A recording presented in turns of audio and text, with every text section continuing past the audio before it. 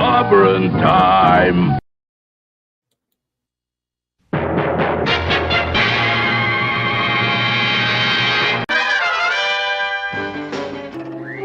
Atomic batteries to power. Turbines to speed. Roger, ready to move out.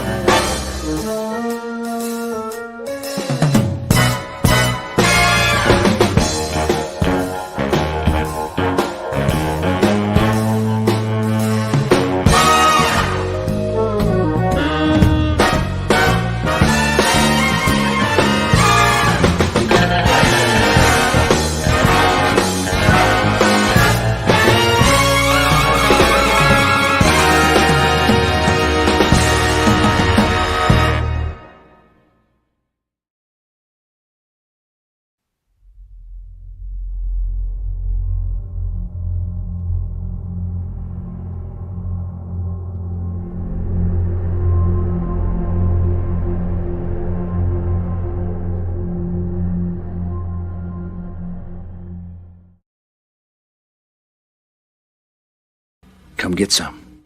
It's clobberin' time! Clobberonimo! Oh, greetings, clobberers, clobberonimos, clobberettes, clobberoids, clobberuskis, clobberians, clobbologists, and to all who those who do not clob, my friends, the secret is to bang the rocks together, guys. Clobberonimo! Clobberonimo, indeed, the voice of the most wonderful first officer in the fleet. Hello, my dear friend, Commander Briggs. What's up? How's it going, boss? Oh, it's good. I'm so glad to be here. You know, I love the clubhouse. I love all my shows that I do for some reason. Right? But I love the clubhouse because it's two of the greatest friends I've ever had. And it's you, my most wonderful friend, the first officer, the greatest first officer in the fleet, no question about it. So, and it's a lot of fun. I love you. It's pretty easy to be a good first officer when you have the best damn captain in the whole galaxy. Well, I don't know who that is, but I'll take you. It's sorry. You. Oh, okay. I'm sorry. I knew it was someone. I knew it was someone, but it's good.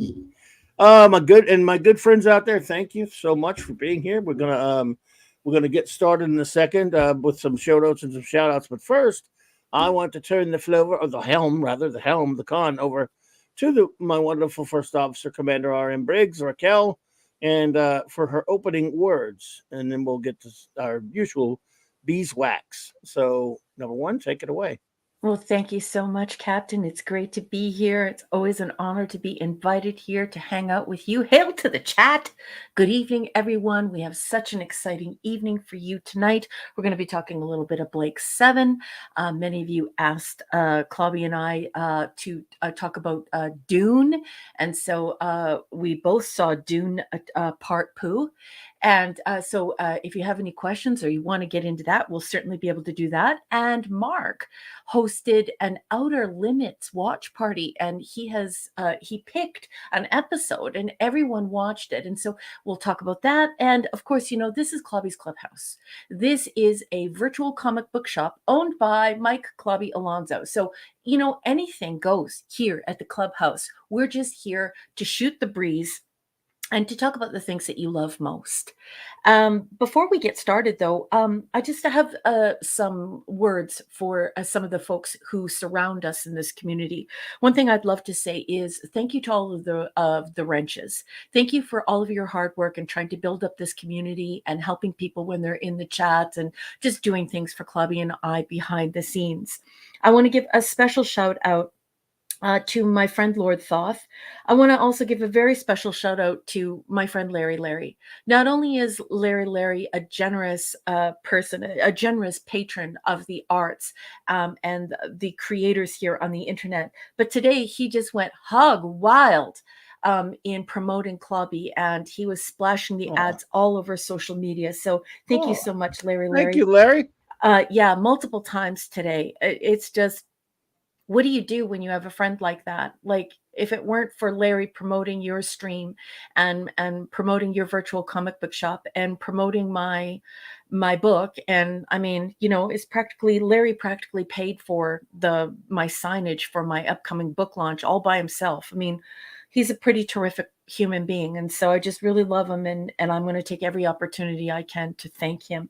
And you know what? I'm not the only person who he helps. He's incredibly generous with Clobby, and he's incredibly generous with anyone who is creating something that he thinks is beautiful and meaningful and worthwhile. So, incredible person.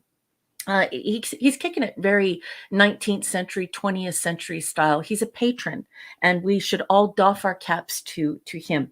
I also want to thank Chris Persia. I love Chris Persia so much. He creates these beautiful advertisements. They're like movie posters. He splashes them all over his social media. But there's something else going on behind the scenes, and that is that we, over the years that we've known Chris, we've come to also, you know, wish his father a Merry Christmas, and wish his father a happy Canada Day, and wish his dad a happy Father's Day. And his dad hasn't been feeling well. So I just want to take this opportunity to say how much Chris Persia means to us, to everyone in this community, and how much we feel for him, and how much love and support we're sending to him, and of course to his papa. He loves his dad very much, and he's an incredible son. You just know it by the way that he talks about his dad in the chat. So if you know and love Chris Persia, send him some love, and maybe if you're somebody who prays, maybe you might consider praying for his marvelous father. I want to thank everyone who has been supporting my book. I'm just waiting for my editor to finish with his edits of the final read of my book, and then we're going to have a big book launch, and that book's going to be available soon. You're going to be able to see the new art, but until that happens, I just have some pretty incredible people to thank. I want to thank Larry, and Tony Stark. Thank you for your incredible generosity and for helping me to get my book over the finish line. You both have been incredibly generous, and I appreciate it. I also want to thank Sean Carter, Penny Lane, Shoota, Gwagnar, Dave, Chris Persia, Scuba and Leslie Pete, Eric K and his trusty dusty dog Kirby. That dog one day is going to wake up, and that dog will be in China. Enigmatic Dropper, Michael and Cassandra Beacom, Mark D with the C, Anti-Derivative Jill, Maximum Redstone, JT Cook, Dabman and the Dabman Clan, Lord and Lady Thoth, and of course their little Lance. Please chuck some cheese in the chat. We have lots of pepperonis here tonight. Rob Altus, Tyler, Jeff Wyatt. Thank you so much, Jeff. Rob Thunderheart, and of course, Mazerus. Thank you for backing my book, and I cannot wait to get it into your hot hands. It's going to happen soon, and I'm super excited about it. I also just want to take this opportunity to thank Mark for being here this evening and for having that watch party. I'm sure folks really enjoyed that. And last but certainly not least, I want to thank the captain. Captain, my captain, you're one of the best friends I've ever had. Thank you for these 4 years of being my trusted friend and my captain. I love you very much. And I just wish you were here so I could smooch your whole face. I'm excited about tonight. Let's do it. You ready for smooches clobbering time? Not from you. Oh, drat. I shaved especially close tonight. Oh, well, no. Well, if you shave, then we'll talk about it. Oh, my goodness. Any a line from Patton to Montgomery, just in case. It's so delayed or your money back. Okay. Well, I shan't smack you. Thank you, number one, for that. And now, Chief Engineer, did you have any opening words? Well, just thank you so much, Raquel, and looking forward to your new book, and hope everyone can support you on Patreon. And yeah, it was a lot of fun. I did 2 watch parties tonight. So okay. We watched Dead Man's Switch, The Outer Limits, and of course the classic Blake 7 episode Horizon. So looking forward to talking about both of those tonight. Excellent. And I might have a few enabling things that I have saved to bookmark. Yep. Enabler. Yep. Warning. Okay, so some show noties and shout outies, shall we? Let's first, I want to say a big big thank you to the wonderful people who hung out with us last night on the wild card. Mark popped in there, and we had a lot. It was an amazing time last Good night. stuff. They were wild in that chat room last night, and I thank you all for it. And I also want to thank the great Time Connors and that great group over there, Midnight Edge After Dark. I was just over there, and what a bunch of fun fellers and great friends on the panel and fun people in the chat. There was a lot of, well, look, I can never resist a good Snyder bashing session, and we were bashing the Snyder one, and I'm always just like it's one of my favorite hobbies. So anyway. You have to use that 80s word. Do you remember in the 80s when calling somebody a snot? I think it's such a vulgar word, but I love it when you use it. You have to just start calling them Snyder snots. The Snyder snots. Yeah. The Snyder the snot. It's a very 80s insult. He managed to get himself in the geek news out there today and paid the price. Took it right up the backside. So anyway, let's see. Show notes, folks. Let's see. Tomorrow, Fearless Fridays on my great buddy J-Man's channel continue. 7 p.m. Eastern Standard Time with our continuing with J-Man and Sean and I reviewing the great Frank Miller's extraordinary seminal run on Daredevil from the early 1980s. We're a few more shows of that, and we will be changing gears to Fantastic Fridays because we are going to start reviewing Jack Kirby's legendary masterpiece run, the run that, there are no comics comics die if this doesn't happen, or very different. They defined superhero comics, changed them, whatever you want to call it. Fantastic Four run, of course, issue from the 60s, issue 1 through 102, and then you could add 108 there. Thanks, Quack, by the way. And annuals 1 through 6. I left one out. Kevin left it off the poster. Anyway, so we're going to be doing that. It's going to take some time. We're going to do 4 issues a week, of course, but we're looking forward to that. But that's after, in a few weeks after we get done with Daredevil, which is tomorrow night, 7 p.m. Eastern, 6 Central. At 8 Central, I'll be hanging out with my good buddy 32 Flavors of Nick Weiser on his great channel with the Friday Night Comic Shop Boys. I don't know what we're doing. We're going to do something. Now, special announcement for Saturday, folks. We're just going to have a basic open Star Trek geek talk, and it's going to be 1 hour later than usual. It's going to be at 10 p.m. Central rather than the standard 9 p.m. Central. There will be no Voyager review. We're just going to talk some Trek. Oh, no. This I've just this week was the birthday of my wonderful daughter, but the celebration is not until Saturday, and so I'll be out a little bit later. I wouldn't quite be able to make it in time for our usual time, so I decided, it's a party, it's a celebration. Why not spread the joy and relieve everyone of having to watch Voyager? That's horrible, isn't it? Well, I like some of the episodes. Have a wonderful time with your daughter. And Yeah, I know I happy speak birthday. for all the 735ers and all the clubologists when I say, go and have a great time and we'll see you afterwards. Yeah, yep. And again, I'm giving us all a birthday present by having given a week off from You Voyager. really are. Ravenscroft is now referring to your daughter as Claudette. There you go. I'll tell her. So, and if Ravenscroft said, "Happy birthday, Claudette." I won't tell you how old she is because it makes me feel so old. It's really, oh my goodness. But anyway, he's 1 million years old. Yeah, He's pretty 29. much. What? She's not. I wish she was 29 because that would make me a lot younger. Doesn't work My that mom way. used to say she was 29. I'm like, Mom, you can't do that anymore when I'm 30, 40. It's like you can never ask a woman her age, but Moms can do anything they want. Yeah, they So- can do, right? And then this Sunday night, end your week as a geek on the Sunday Night Geekery on the great Chief Engineers channel, Mark D with a C. He'll put his link in there, and you all please be sure, if you have not already, to please go and sub to his channel and join us on 10 p.m. Eastern every Sunday night for the geekness. And then I'll be back here. J-Man and I'll have 2 shows on Monday night because it's the B Monday. We'll be on Earth B with another Bob Haney classic. With J-Man and I just love reviewing comics, if you couldn't tell. So there'll be that. And then the usual spate of shows throughout the course of next week. So that's what's going on let's see here. Let's shout out our wrenches right fast, and then we'll shout out all you good friends in the chat, and then we'll just start hanging out for the clubhouse like we always do. We have a Blake 7 episode to review and an Outer Limits episode to review. New Outer Limits, not the great one. But sorry, I have to do it to Mark every time. That's all right. Anyway, I'm kidding. Sort of.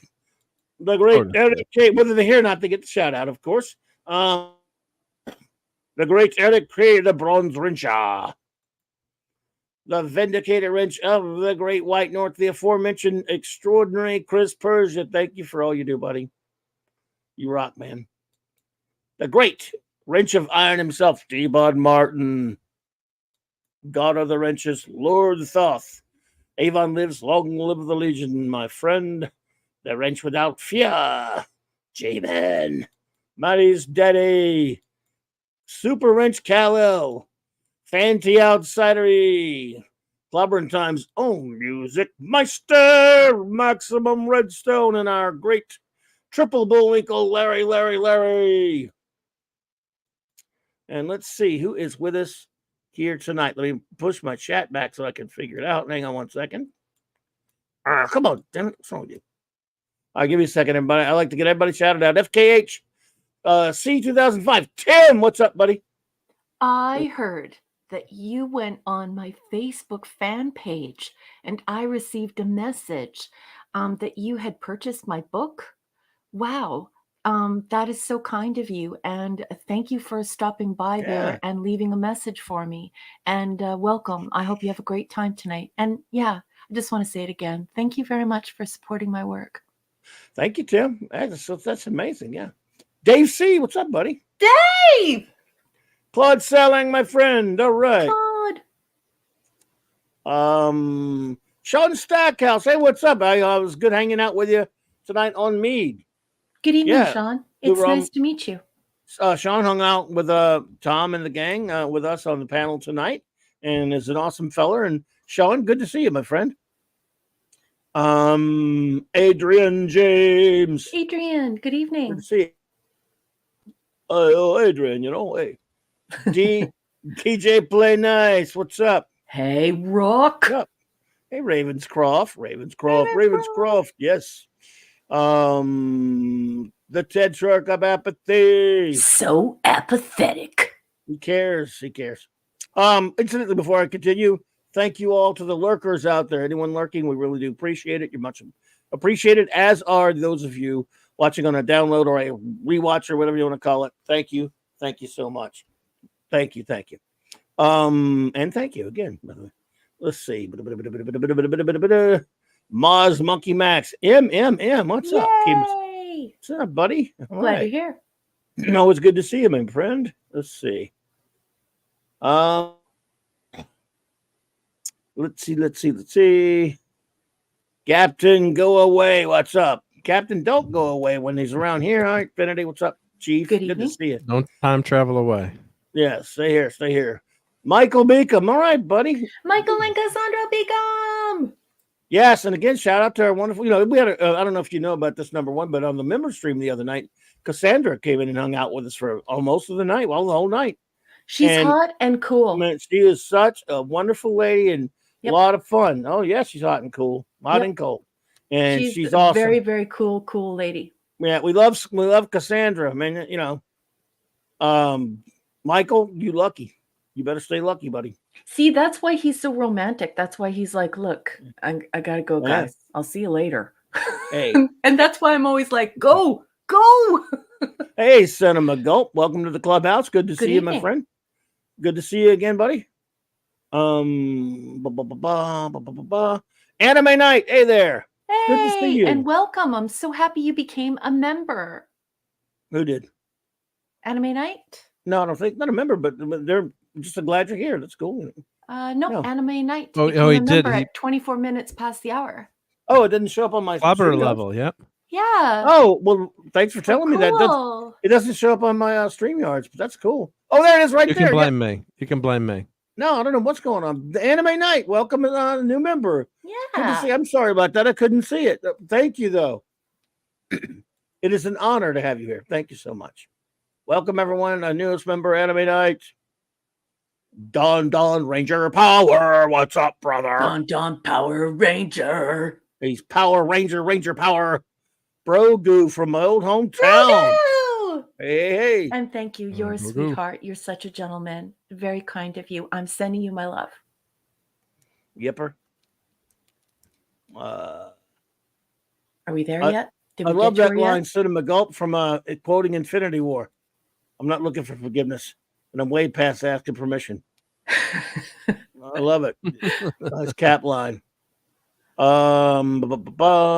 Penny. Penny, it's Penny's birthday. Happy birthday, Penny. What? And also, here is your What? request.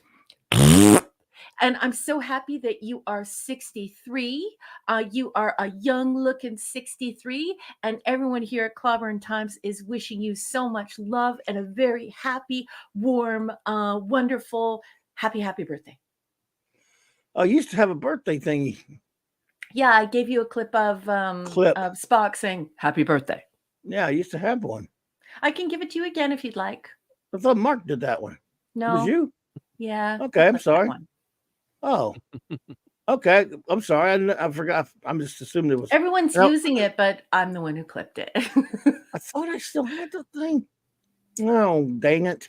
Anyway. Well, we could happy do- birthday, Penny. I could do the beginning Oh, it's under part of it's the under Marilyn it's Monroe. under Star Trek. Happy birthday. No, it's not. It was there last time I checked. Happy birthday to you. It's not there. There's a little Marilyn. Happy birthday. I'm looking for it now. Can't believe I got rid of it. I didn't mean to. Let's say I'm looking. I'm looking too. Yep. Well, damn it. Well, I Damn wanted it, Mark. Damn it, Mark. I I'll wanted find it. Spock. I'll add it to there. Leave it I there. wanted Spock to be able to say it, but that's all right. because we're That's covering. me I too. that, still have it on flipping my that. computer. Just let me grab Yeah, it. don't here worry for one about it. second. Number one, if you find it, fine. I mean, Let me grab it. It will take 2 wags of a puppy's tail. I'm going to finish my shout out. Sorry. Let's see, there was where were I? It was Penny. Happy birthday, Penny.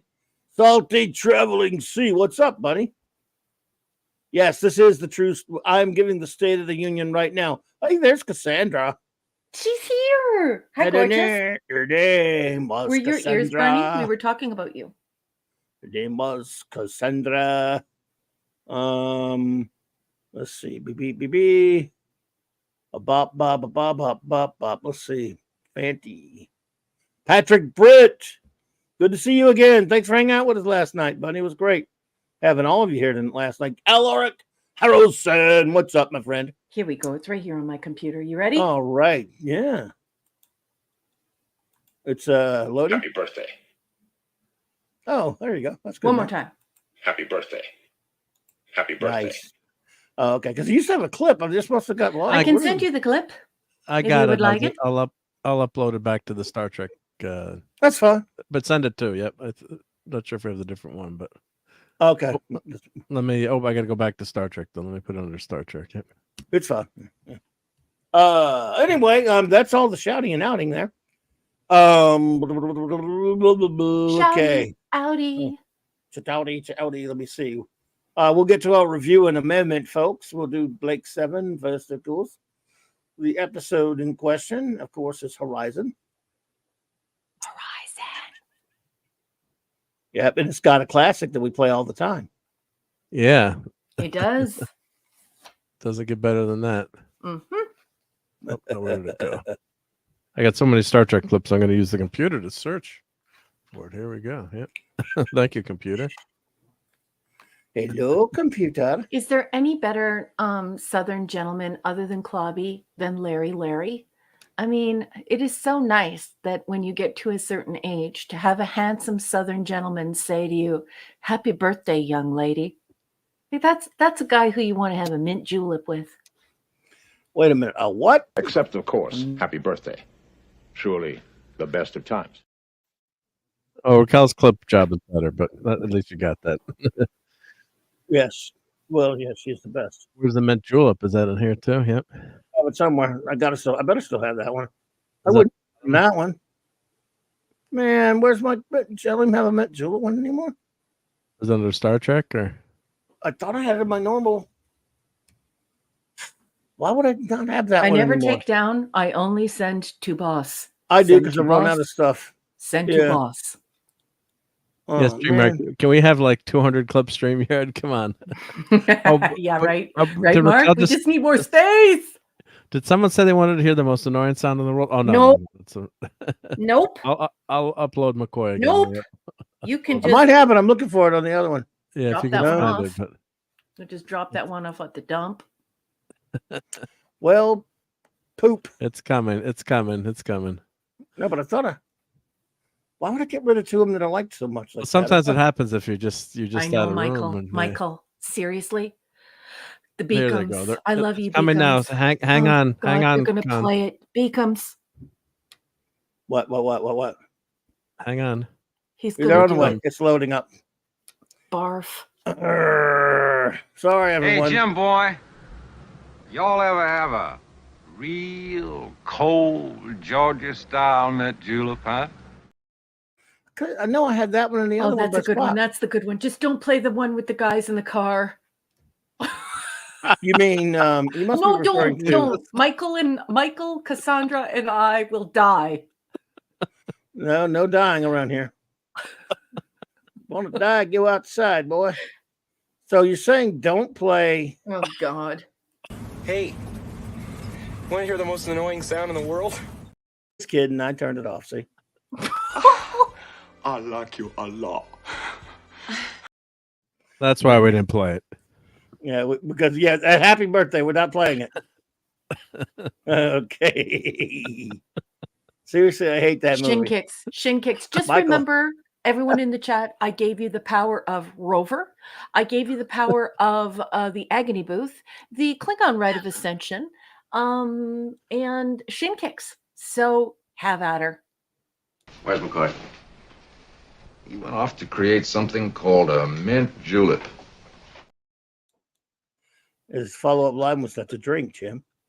All right. So anyway, well, let's make it up to them by playing that something that they will like. Brain and brain. What is brain? I have had enough of you! There you go. Or Wesley. Oh, We have anyway. to change the face of Wesley to that time when he's like crying because he gets stabbed. We have to get that one, and we have to darken it and put it perfectly on his face. Hey, Maxie. What's up? Max! Oh, man. Good to see you. Maximum Redstone. Well, folks, I guess we messed around, and thank you, Patrick. We try. We're having a lot of fun here. Tonight, of course, as we do in the clubhouse, we are reviewing, for those who don't know, one of my all-time favorite TV shows, called Blake 7. We are now tonight. We have episode 4 of season 2, Horizon, and so we're about ready to get set up for that. Yep, let's get her going. Yep. Tonight, we're doing season 2, episode 4. This first aired on January 30th, 1979. Yeah. Yepper. It did, sir, indeed, sir. All right, let's see. So I guess And if you're new here, the boss, the captain, our captain, captain on the bridge, stand at attention. The captain is going to do a wonderful summary for us. So if you haven't had a chance to watch the episode, or you're new to Blake 7, he will inspire you to watch it, or he will jog your memory so you can still participate in the chat and you don't have to feel like, I don't really know what they're talking about. And the boss does great summaries. So stay tuned, folks. I do lousy summaries. Stop you know it. this show better than anyone in the world. I know no, Max knows it better than me. He's way better.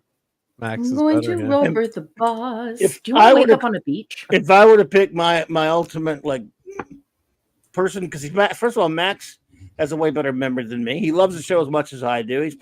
He may have watched it as much as me, and he retains info like I don't. So I think I put Max as the champion, but he is my brethren when it comes to Blake 7 knowledge and love of the show. So and many other people do love it, of course. It's not just us. It's not like it's pro where I'm the only one, but still. But yeah, it's all right. So where were you? Oh, okay. All right, episode. Let's see here. We have episode 4, season 2. It's called Horizon, folks. Tex. Oh, what's up, bro? Good to see you. Just teleported in. Is everything in working order? Yeah, good to see you, buddy. Hope you're hearing us well. Good to see you. All right, so what am I doing? Okay, where were I? All right, so Horizon. All right, the Liberator opens up with the crew. Somewhat, well, it opens up with a shot of the London. It's not the London, of course, but it's being the ship used as the London, the prison ship going to Cygnus Alpha in the episode Cygnus Alpha. Is obviously some sort of freighter. They're just reusing it. I thought that was always funny. And they're way out in deep space, hiding from the Federation. And they're all tired and they're all irritable and, they're all headaches and cramps and all this kind of stuff. And they're all just, Blake's got them way out there out in the middle of nowhere, and they're all kind of bummed out about it. And internet's really slow out there. The internet's slow. Oh yeah, absolutely. It's just even for ORAC. So yeah, they're kind of just hiding out in space and exhausted from all their adventuring. This freighter passes them. It goes into this zone of space that very few people are ever out in. And Blake, Avon makes a mistake of some. What are they going out there for? Blake becomes curious. The rest of the crew could give a crap, but no. This episode, oh my goodness! If you ever needed an example of how reckless Blake is, yeah, he is just. If he didn't have Avon, he'd have been dead way before this. Not that Avon doesn't make mistakes and get himself into trouble as well, but he doesn't go rushing in for dumb crap like this. And Blake, just after they're all trying to tell him they're tired, they need a rest. I mean, it's getting to be a medical condition. And Blake sees this ship and decides, well, let's go after it. But of course, he's such a master manipulator. He comes up with one of the lame ass excuse that he uses on Callie. Yeah, we need a place to run. The Resistance needs a planet and a base. This could be it. Yeah, that's his excuse to go. Yeah, he never gives up the fight. Yeah, I mean, yeah. So, so he basically follows the ship, of course, through this, and there's this magnetic barrier that almost shakes the Liberator to pieces, but the force wall keeps it intact.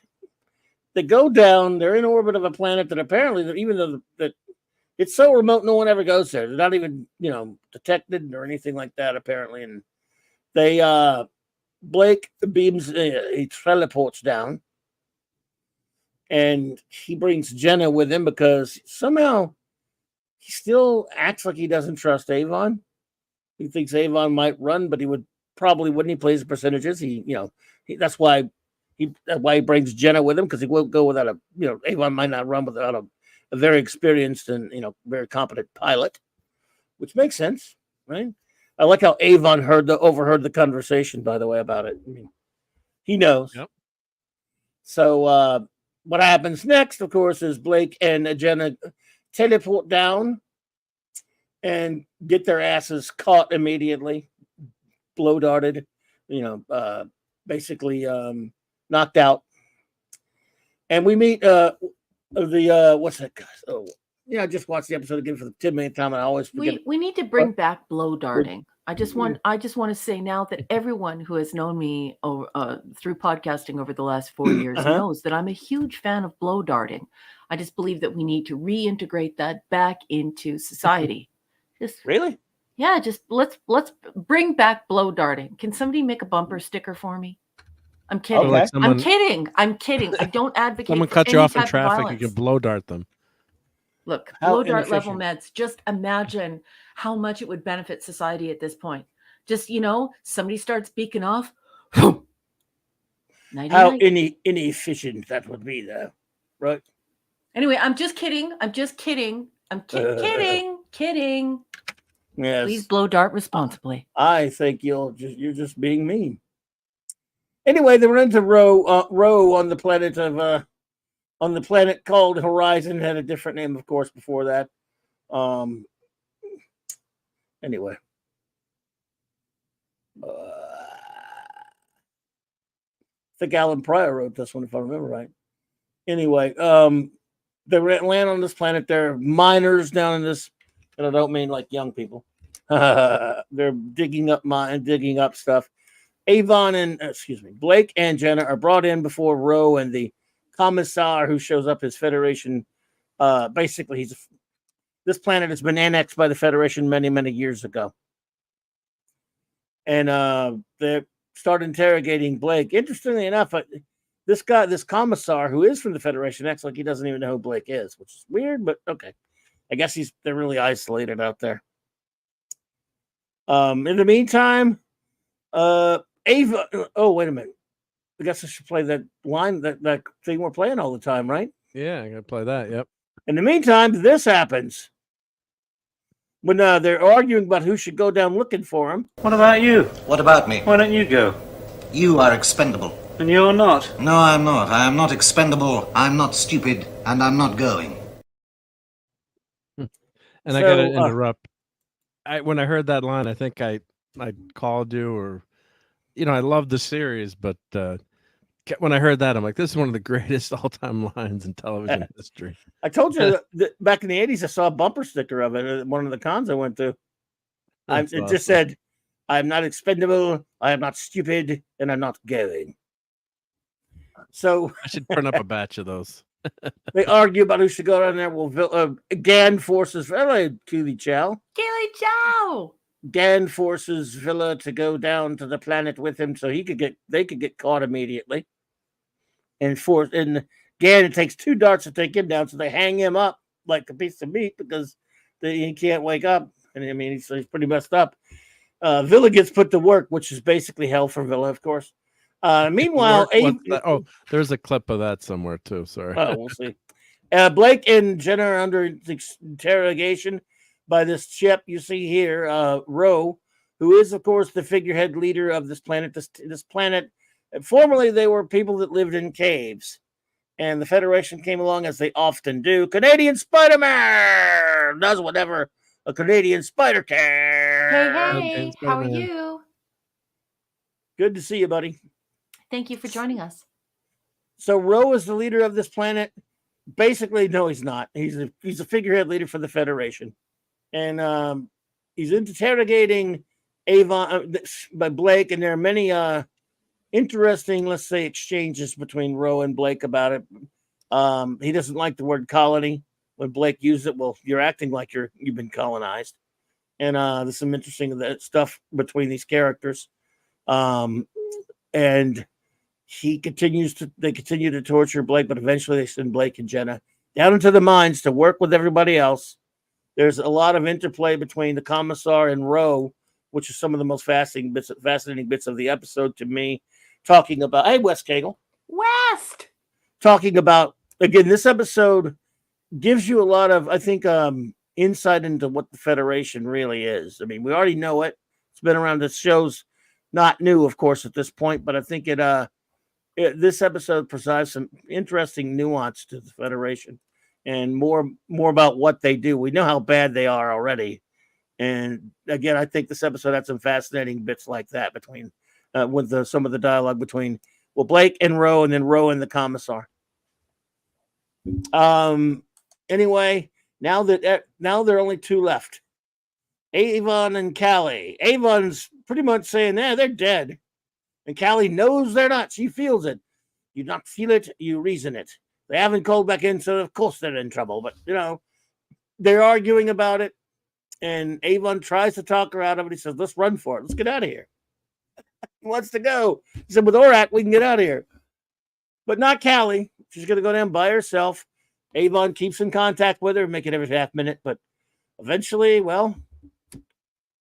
down goes another one. And Avon says, and then there was one.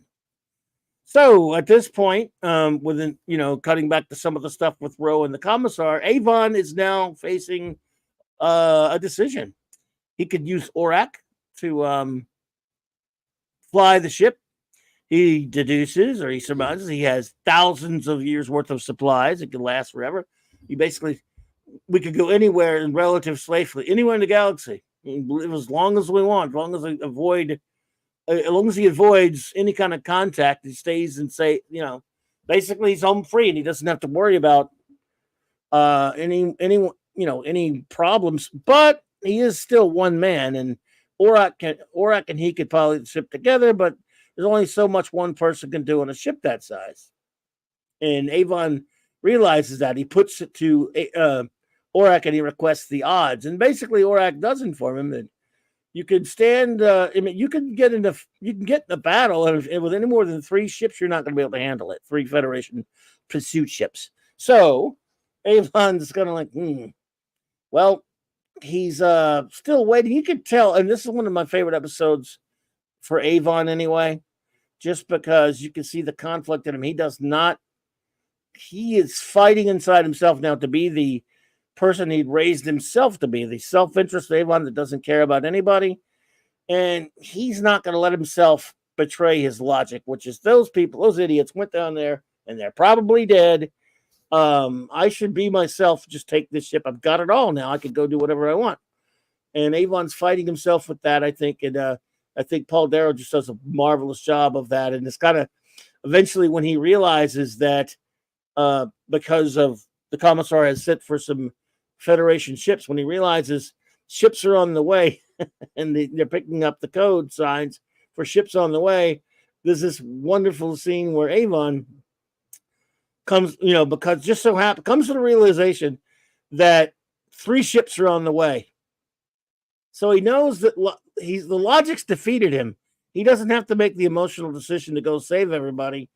It's almost like he was waiting to be convinced by the logic, which is, well, there are 3 ships. You can't handle it on your own. You better go and make sure make sure about the crew, because you're going to need them.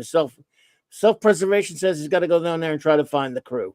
And when he realizes this and starts laughing his ass off, is one of the funniest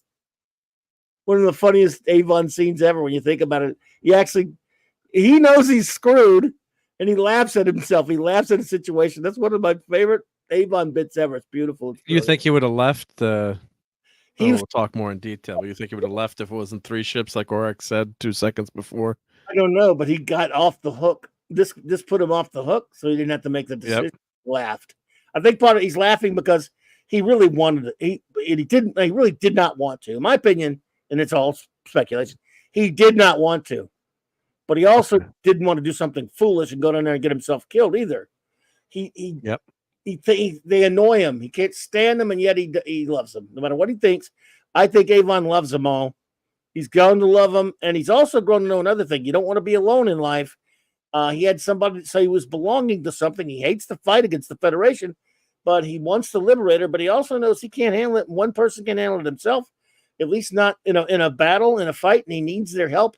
He starts to realize something that goes against his core philosophy as a person is he doesn't need anybody. He never wants to need anybody. Then he laughed at himself for needing others. I think is what it was. A great moment. Yep. And I don't know. I mean, to be honest with you, there will be many, many schools of thought. Sort of like The Prisoner, how nobody can actually agree on anything. There are probably a lot of schools of thought about Avon. Would he have left them if there were no ships coming, or would he have gone there at least try to find them? Yeah. I think he was in this turmoil. This was his big chance. All this time, this was the one chance he could have dumped them all. Could have run out on them. Even remember at the beginning of the episode, easy for him to leave, right? Blake says Avon might run. Yeah, remember he said Avon might run, but he probably won't with the pilot. He plays percentages. Well, the percentages come into play later. That was brilliantly set up by Blake. The percentages come into play. Like the percentages say, you better if they're still alive, you better go get them because you're going to need help. Because you don't have a chance. I mean, they may be dead, but you better be sure, because if they're alive, it's probably your only chance to get out of here. So I thought that was fascinating. Joe Dog, what's up, buddy? Hey, Joe Dog. The creator of Dragon Ball Pass. I'm sorry to hear that. Sorry to hear that, Joe Dog. So that stinks. Anyway, so Avon, and again, more great coolness about the character of Avon. This is a great Avon episode, really. Avon teleports down with a detector thingy, which the other dumbasses didn't bring with him, and to suss out security devices and just blast them, all that kind of stuff. And there's this great scene where he's blasting his way through all these troops, and then I think he'd be good at Fortnite. And he would. He takes a shot and barely gets a rock close to Blake, and then Blake, that great son, Blake looks up and says, "Missed." I love that bit. Great scene. So he brings everybody back. Then, of course, Blake doesn't want to leave yet. He's going to go back down because earlier in the episode that he spoke with Ro, he mentioned a man named Pora that was from Ro's home planet that told him about Ro, because that he said was on the London that was going to Cygnus Alpha, and he told Ro how his friend, Ro thought his friend was in the Federation. Turned out they sent him to Cygnus Alpha. And he told him about the fate of his friend who died, and they dumped his body in space. So Ro was really having some serious thoughts. In the meantime, Blake goes down, is about to go back down, while Ro, who's getting sick and fed up with this commissar, you can tell, is told by Callie when she's on the and again, I guess this is some kind of new superpower for Callie. You could say this is kind of weird. She didn't have that power before, right? Well, good night, Tex. Thank you so much for good joining night, buddy. us. Good night, buddy. Tex.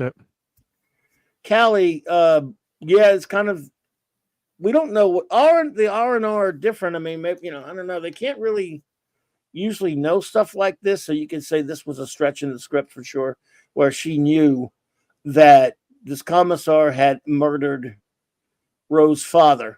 She's supposed to be really close with someone before she can do, right? Usually, R&R, people from R&R can speak with each other like that, but yeah, usually she'll be able to. Yeah, but she vibed it. But we don't know. I mean, she knew his name. She knew the father's name. So he's an alien. Maybe they don't explain it. No, they don't. And she very clearly tells us very early on that she has to be close with someone in order to be able to do that. So right, or they have to be from Aron, and even still, not even to do that. She has to be close so they can have any kind of a bond or a link. She can't. That's right. Remember, she also told them early on. They said, "Well, why can't you read my mind?" Viller asked her in the first one, she said, "Because you were not telepathic." Yeah. So she can only read your mind if you're from Aron, but she can project thoughts into someone. So this new power, sort of like they used to do the Troy, all that kind of. You just go with it. But I don't know. It is inconsistent. But the thing is that Chris Boucher or Boucher and Alan Pryor wrote it, I think. But yeah. Yeah, and Alan Pryor, he gets a lot of flack from the Blake 7 fans because he does stuff like this. So the Blake 7 fans are often upset with him, or so I'm learning. This is only my second time watching Blake 7. I wouldn't even know about Blake 7 if it weren't for you. You introduced it to me a few years ago. So this is my second time watching straight through, but that is one thing that I have learned when you can sense that there's a huge difference in the script, and you go and check and you're like, okay, this isn't Terry Nation. It's not Chris Boucher or Boucher. And then you see it's Alan Pryor and you're like, okay, this is why some superpowers were added that don't belong. Right? Yeah, but Terry Nation signed off, but he was still the boss. Yeah. And you can tell that Terry Nation or Chris had some influence here too, because we have some really, really great lines. And of course, I think possibly the most definitive line in all of Blake 7, which is, "I am not expendable, I am not stupid, and I'm not going." Yes. So yeah, so some guidance, but yes, the expansion of her powers was sudden and a little like, huh? I think it was, it was different. But I mean, remember, I think, Boucher was kind of in control. He was there was there was a position in BBC television shows that you don't hear about on our kind of TV. It's called script editor. And like that's basically called for lack of a better term, it's like a showrunner. And they don't. It's just kind of again like with Doctor Who, they had different. Like Barry Letts was what they call the big boss of all of it. Just like Terry Nation was the big boss of Blake 7, not just the creator. Then Doctor Who would have some guys like for years, Barry Letts was in charge of it. Then later, Philip Hinchcliffe, they call it the Philip Hinchcliffe era. He's the script editor. When he was running, Douglas Adams was script editor for a while in Doctor Who. There, also was it John Nathan Turner and so forth and so on, Stephen Moffat. So it's kind of a position. So Terry was, if he didn't want something to happen on Blake 7 or didn't allow it, it wasn't going to happen. So just saying. Anyway, so she basically tells Ro the truth about her father, that this scumbag expertly played by William Squire, the commissar. Ro was played by Darian Angadati, whatever the guy's name was. Anyway, he gets back in his old native garb that he used to wear, like his old ceremonial togs, and then you're what you love the most, number one, blow dart time, and he just goes after the commissar guy. Blake beams down, teleports down, and blasts this jackass right here. Ro takes out the commissar in the old-fashioned way. And we really need a revival of this very humane and straightforward way of controlling nincompoops. Blow dart. Everyone should have a blow dart. I'm kidding. I'm kidding. I'm kidding. I don't mean it. Please blow dart responsibly. Patrick Britt, thank you so much. That I need to leave, but thanks for the intro to the episode. Oh, nice. Blake 7. I've never heard of. Oh, you never heard of Blake 7? Wow. Good. I'm going to look into it. We seem to have same taste in this type of entertainment. Blake 7, Patrick, if you're still with us, it first aired in 1978 on the BBC. Excuse me. And it lasted 4 years, 13 episodes per year. And it's a wonderful show. If you like older BBC science fiction type shows, you may enjoy it. So we love it. And you're welcome here anytime. It was such a pleasure to meet you. And, yes. And thank you so much for jumping into the chat and saying hello and giving us feedback. And I hope we'll see you again, Patrick. Good night. Yes, indeed. Adrian James, that's true. David Maloney was the producer. Blake, but Terry Nation was the head honcho. So anyway, but to be that as it may, I don't think Terry had a problem with it, but it was kind of different. It was inconsistent. It was like they pulled it out of the thin air. And my problem with it is it never really, it surfaced a couple of times. I'm not going to, without spoiling anything. Not consistent. Well, yeah, it did keep. They did do other things with it, with her. I mean, remember in Shadow, her telepathic abilities were used a little bit differently, and it gets there other episodes where she has all kind of crazy crap happen to her because she's a telepath. So anyway. Yeah, that's. I mean, it's like not a. You don't know right from you learn one thing and then later on it changes, but it doesn't. Well, they expand, the series, but it's something to note on. Yeah. Yeah, they just expanded on it. And who knows? Terry Nation might have not known. It's all good. But I think he knew what was going on. Anyway, where were I? Okay, so anyway, so they end up going back up to the Liberator after Ro tells them he's had it with the Federation and they'll fight and da-da-da-da-da. They go back to the ship and they leave. They leave. By the way, I want to say that they were very inconsistent with Callie's character in many ways, not just that one. Penny, have a wonderful night. And again, happy birthday, my dear. Penny. Happy birthday, beautiful lady. And thank you for making Clobbering Times a regular part of your day. And sleep sweet, lady. Thank you so much. Happy birthday. Ravenscroft, that's very true. Callie was all over the place as a character. She started out as a Klingon and ended as like a pacifist. Did you know that Klingons don't allow themselves to be probed? Don't think I believe them. I think they do. But anyway. So episode basically ends with the Liberator escaping just in time but three pursuit ships crash into the magnetic barrier for some weird reason because they just don't know about it, which is kind of weird, but go with it. And the episode ends. Bum, bum, bum, bum, bum, bum. And there you have it. Number one, please, anything you may have, words you may have to say, and any notes that you may have. You have the floor. Well, I just first want to thank you for that summary, including your wonderful insights. Yeah, this was written by Alan Pryor, and I noticed right away this is my second time with Blake Seven with Clobby. First time it was on the walkie-talkies, and now we're on the Clubhouse. I noticed right away. I do love that this episode opens on reflecting in a serious and honest and very realistic way about the amount of trauma that the crew has experienced and the amount of stress. And just the conversation, the way that it's written, it's just incredibly realistic. Usually when you're watching a show like this, you know, somebody could be decapitated one week and have their head put back on, or turned into a Borg, and then the next week they're okay, or be put in mind jail for 60 years being tortured, and then suddenly they're all right, or you know, they're born one day and they're 36 years old in the next episode. And you know, and so it doesn't offer that cerebral connection that a science fiction fan typically gets from a book.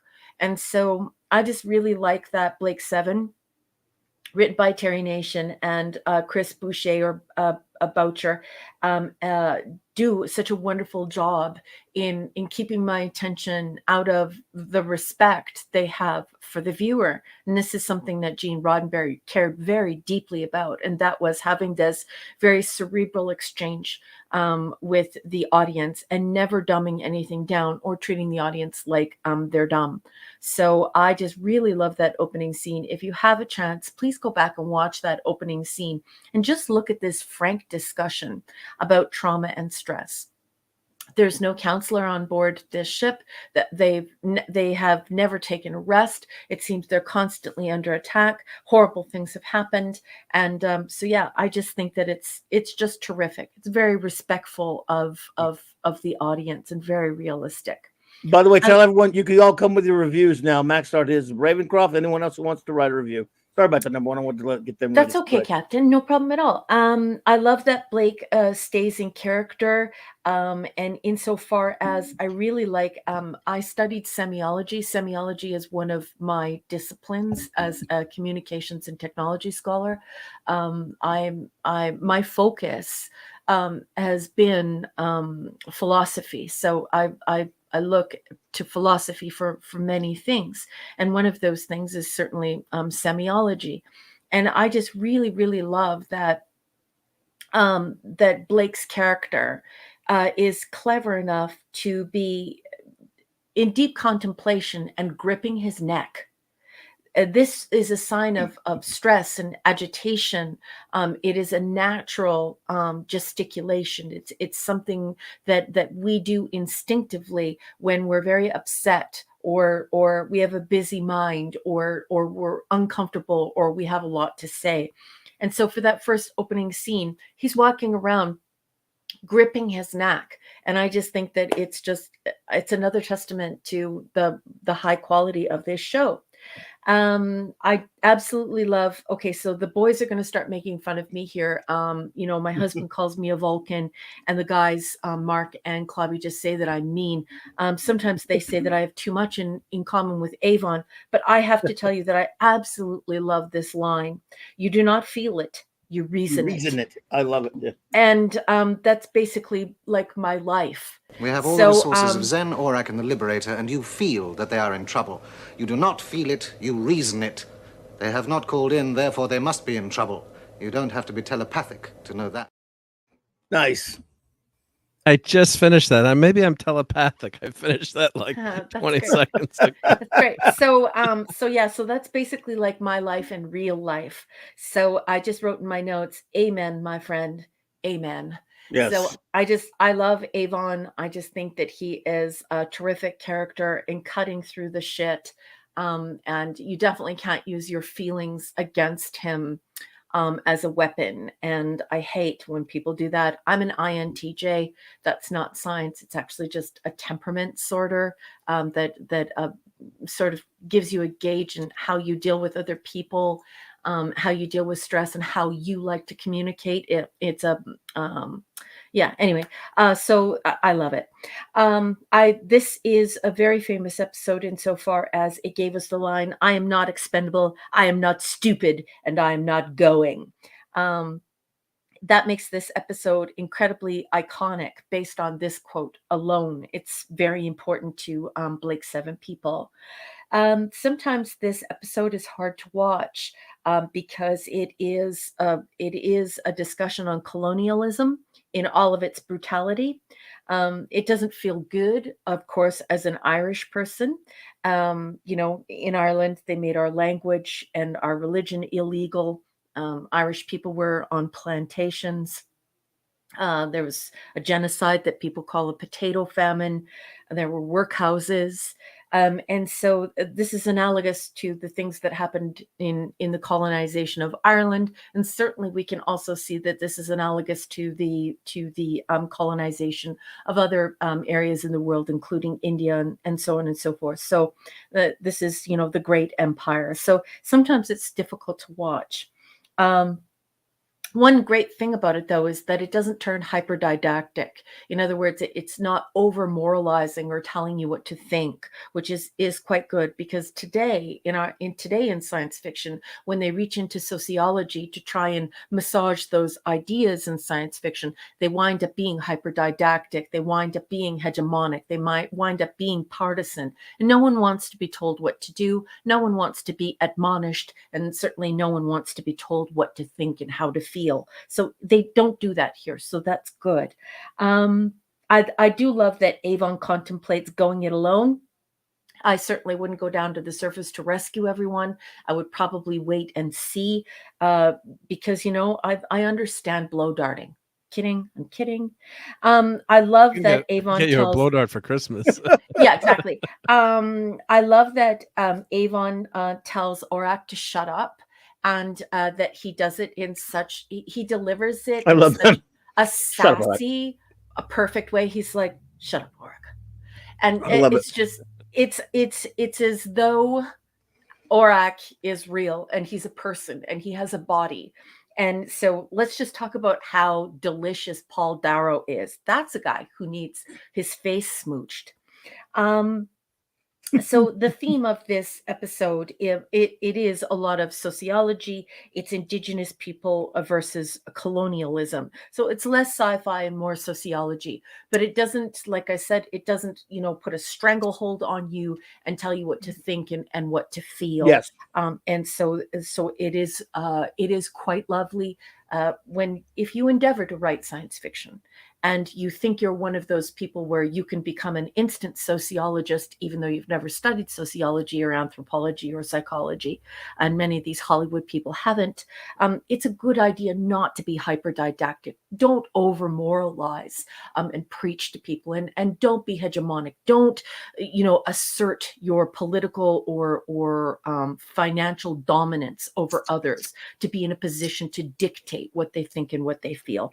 And this episode doesn't do that. So it's quite enjoyable. It is difficult material, though, and it's more sociology than science fiction. And I struggle with what I want to give this episode.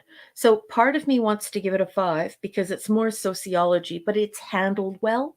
And then another part of me looks at the rest of this episode and I think to myself, it's a 6. So I think I'm just going to go ahead and just give it a 5.5 to make myself happy. I think I'm going to settle on that amount because I've gone back and forth between 5 and 6 and 5 and 6. And if you're wondering, what the heck is this crazy lady talking about? We do a rating system out of 7 because you can actually put the Avon heads in the chat, which our viewers really enjoy doing. So I'm going to go ahead and give this 5.5 Avon heads out of 7 for Blake 7. And those are all of my notes, Captain. Mark? Wonderful. By the way, Darth, welcome, Darth. Good to see you. Hey, Darth! Mark, go for it. What do you got to say? Sure, yeah. So, yeah, no, I love this episode. I've only seen it 3 or 4 times now. I've got to catch up to you and Max, but that might take a lifetime. But as I said before, this is one of the episodes where, not that I didn't like it, but I'm like, this episode took it to another level with the dialogue and with Avon's, famous famous line there.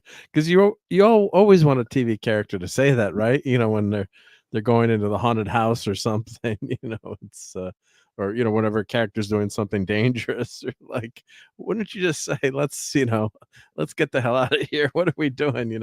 Jason's in that house. I think It's a pretty special thing to do, isn't it? It's not Yeah. something that they usually do in Hollywood. They don't give you an opportunity to go, get out of here. Right. And of course, this show respects you so much that it's like, get out of here. Yeah, what are But they, then like, it leaves you crazy? that room to then test your own morals and ethics. Are you going back for your friends? And doesn't that just make it delicious, Mark? Because now all of Oh, a sudden it's yeah. like, oh, I can really get into this. This show respects me. It respects my intelligence, my mind, and my ability to reason for myself. Yeah, that's why it's just so that's why it's just so good. I mean, you just gotta love it. So and then there's plenty of action here, but it's more there's not a great dialogue, but there's some action. You get Avon kicking butt in this episode, and going down to the planet. He just shows how intelligent he is, and Blake as well too. So it's just because he's got the foresight to keep asking Aurak things, and Aurak is just such a great character too. He is like a person now too, where he's he tells, like you said before, he tells him to shut up, but then also when Avon's asking him questions, he's like, don't waste my time, or what kind of, is that a question, or what kind of type of question is that? And it's just a great character, and the way they do the voice actor is great. He does Mark, that is yes. 100% how I talk to my Alexa. I can't say her name too loud because she'll answer me, but Or you how can he say talks- Echo. You can call it Echo. Echo, yeah. Call it an how Echo. he talks to Aurak is how I talk to Echo. Like Yeah. 100%. Like I'll be like, play Chopin, and it'll play something completely like backwards. They'll And play I'm like, oh, chopsticks. yeah, I'll be like, shut up. Just shut up. Just shut off, shut up. And so like that moment is just like, I think we're all having that moment with our indoor devices. Anyway, sorry. Yeah, I mean, it's just a great, think of that technology too, where you could actually do that these days. It's just amazing. So yeah, and of course Villa has some great lines in here too. So he's got this line in the beginning. Negative information. Well, that was a whole lot of nothing. He just adds such great comic relief to the episode, and then a little bit further into the episode, he's got this line. If it hadn't been for the force wall, we would be a cloud of agitated atoms. I wish I was a cloud of agitated atoms. So he adds that it's a well-rounded crew, and Terry Nation just did a great job creating all these characters. Gan is mostly invisible in this episode, but I can't talk about that because that's a potential spoiler, unfortunately. But there is a reason why Gan is not in this episode that much. But yeah, it's of course, and this line is just such a great. I got to split these in half, but this is just such another great Villa line here. Oh, come on, Avon. Give the girl a chance. I'd say she knows a few things that even you don't understand. Well, Villa's great because he won't back down to Avon either, right? He's not, even though he's quote unquote the comic relief, he's not intimidated by him. Although isn't he a little drunk there, maybe, if I'm remembering correctly? Adrenaline and Soma. And Soma, right? Yeah. So, which helps, yep. And then Blake has this great line here. Well, I'd say so anyway. A 5th grade ignorant, and you would say so, would you? Well, I never had a chance, did I? I chose the wrong parents. Excuse me, Avon. Yeah, calls him a 5th grade. 5th grade ignorant. Yeah, but what was that TV show? Can you beat a 5th grader? Or was it, or 4th grade? What was that? Yeah, 5th grader. Can you Are you smarter than a fifth grader or whatever? Fifth grader, yeah. So let's not pick on too many fifth graders, but yeah, that's Answer: no, I'm not. no, yeah. Especially when they're studying everything there. But yeah, there's some. I didn't finish clipping the episode, but because I had too many watch parties today. But there's some. I'll look at the That's wiki cool. here. Can't really do. We gotta take our. We gotta not do too many clips because yeah. Well, it's, if you, I think it's we just got to break them up so it's not they're not all back to back. Yep. But here's let's see, where did the wiki go? No, I've got a web wiki page here. Yep. So what do you need to know? So what do you need to know? Just no, I'm looking up a couple. I just wanted to read a couple of quotes real quick and a couple of back. Just real quick background on the episode, but some of it you've already mentioned. So yeah, this is the first story by Alan Pryor, and he's the most prolific writer after Terry Nation and Chris Boucher. I'm saying it the French way because I get voucher French speaking. Yep. And Blake's original line upon being rescued by Avon was, "Can't you tell your friends from your enemies anymore?" And Gareth Thomas changed it to "missed," which I think works a lot better. So sometimes the actors, even though it's not a bad line, but just "missed" just really hits at the end of the episode. The freighter is the reuse of the London, like you said, from Spacefall. But I love how they tie these episodes together and the continuity, between the episodes. And a little trivia here: Paul Darrow and the actor that played Roe, Darian, went to school together, huh? Yeah, went to school together. Habishers Asks Boys School in Elstree, Hertfordshire. And the show's official fan club took its name from this episode. And Raquel, you'll be proud of me. I edited the wiki. I took out the apostrophe in the ITS. I fixed that. love you. Because I thought the grammar police would. Thank you. If you notice okay, the so now I have apostrophe to S. change my avatar. Here we go. What? I have to change my avatar now. Good job. I love you. Because Good it's not the possessive form of. Oh, okay. Right that is correct. That is correct. Officially also, rocking the grammar commissioner outfit as we speak. Thank you, Mark. So you've been a good influence. Yep. And also Friends was spelled wrong on the page. So I fixed it. So a typo though. Yeah. Typo's one So thing. here, let's put it's a typo, but it's still spelled wrong. I could give myself some credit for. I got you. I'm just saying. That's like kind of words typo. And the ratings, it was 6.3 million viewers, which is awesome. It was filmed in Clearwell Scowls, Gloucestershire. And you think that English would be my first language, but it's tough to pronounce some of these words correctly. And I guess that's Clearwell Caves. I'm looking it up, but I guess there were some caves there that were. I mean, it looked pretty tough to be in this episode too. My God, being an extra, they're really banging the rocks together there. So I think that's they did a great job. We always say the not a big budget, but it was a very believable planet there in terms of Raquel's the grammar commissar. yeah. I love Max. Max is such a sweetheart. Stuff.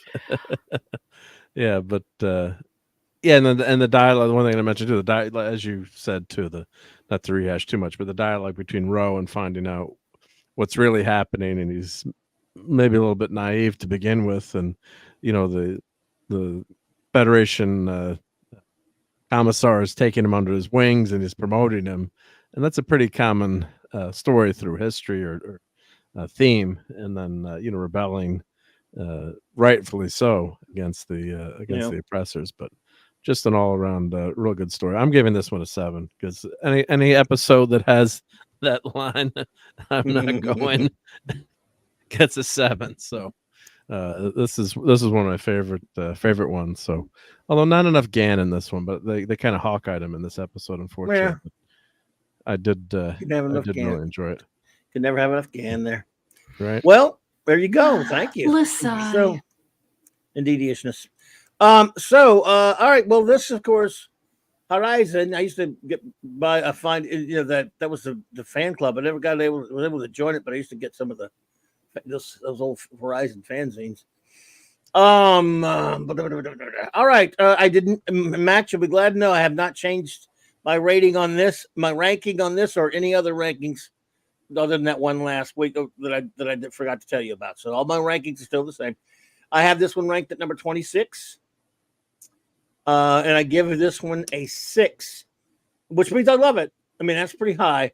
It's like I said, it's not much of a. It's not like the most spectacular story in the world, but it doesn't have to be. This is purely a character episode, a dialogue episode, and it has, as we said, as an Avon fanatic myself, has some of the greatest Avon bits, and I mean some of the most memorable Avon scenes ever.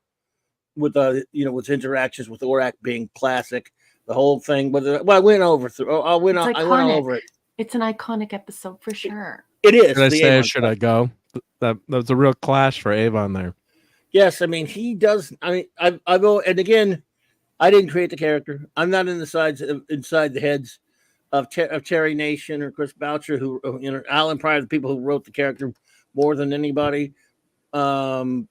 So I don't get to choose exactly, but as far as I love to speculate. I mean, it's something I spent probably far, far too much time on in terms of thinking about his character and what he's all about, what makes him tick. They did that on purpose. And that's why you love the show. It's so intelligent. It gives you a chance to let it breathe.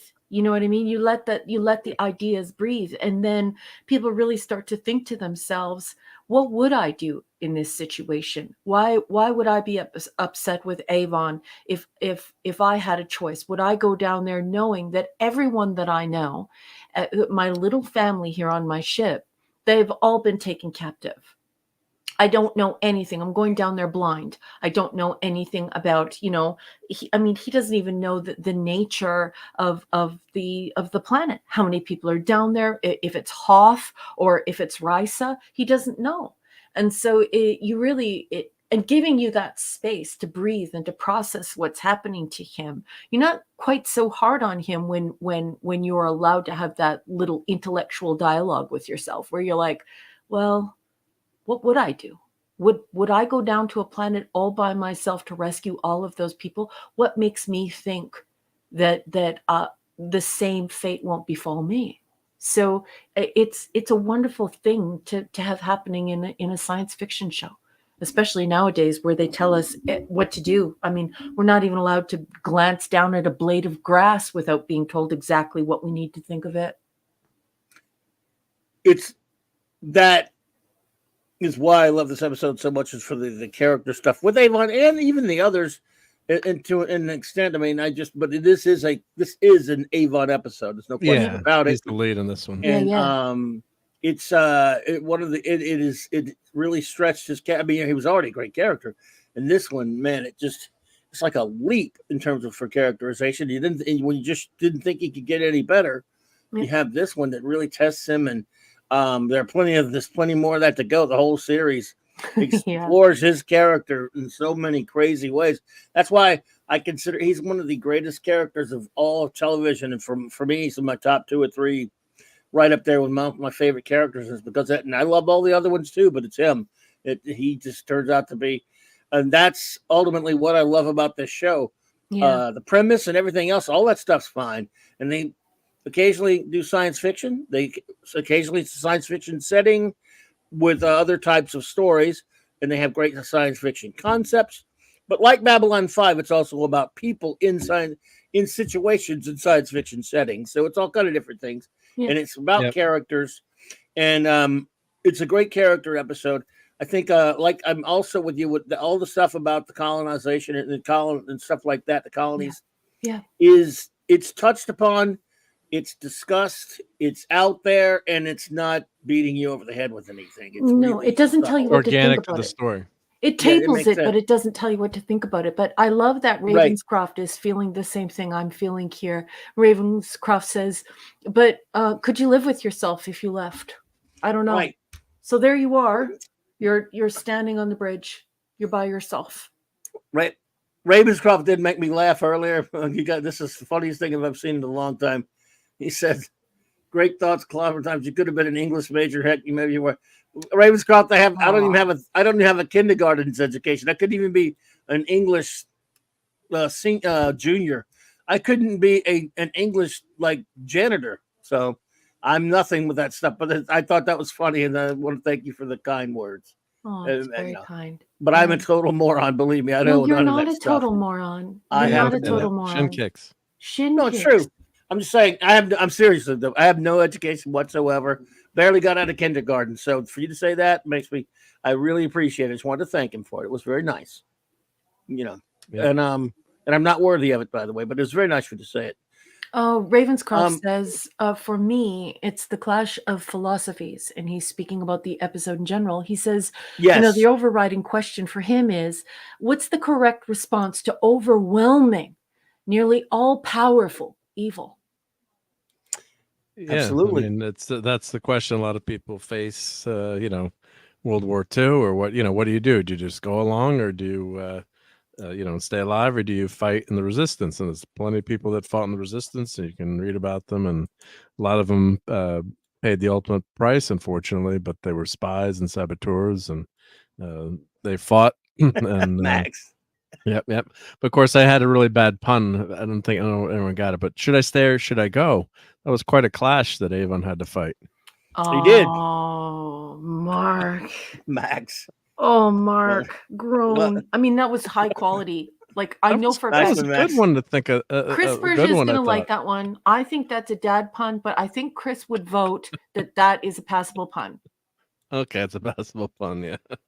The song, the rock group, The Clash. Yeah. Yes, Let's of go with course. our. Should I stay? Should I go? Chris Persia, Yeah. if you're still out there, can I please call that a dad pun, or is that possible for you?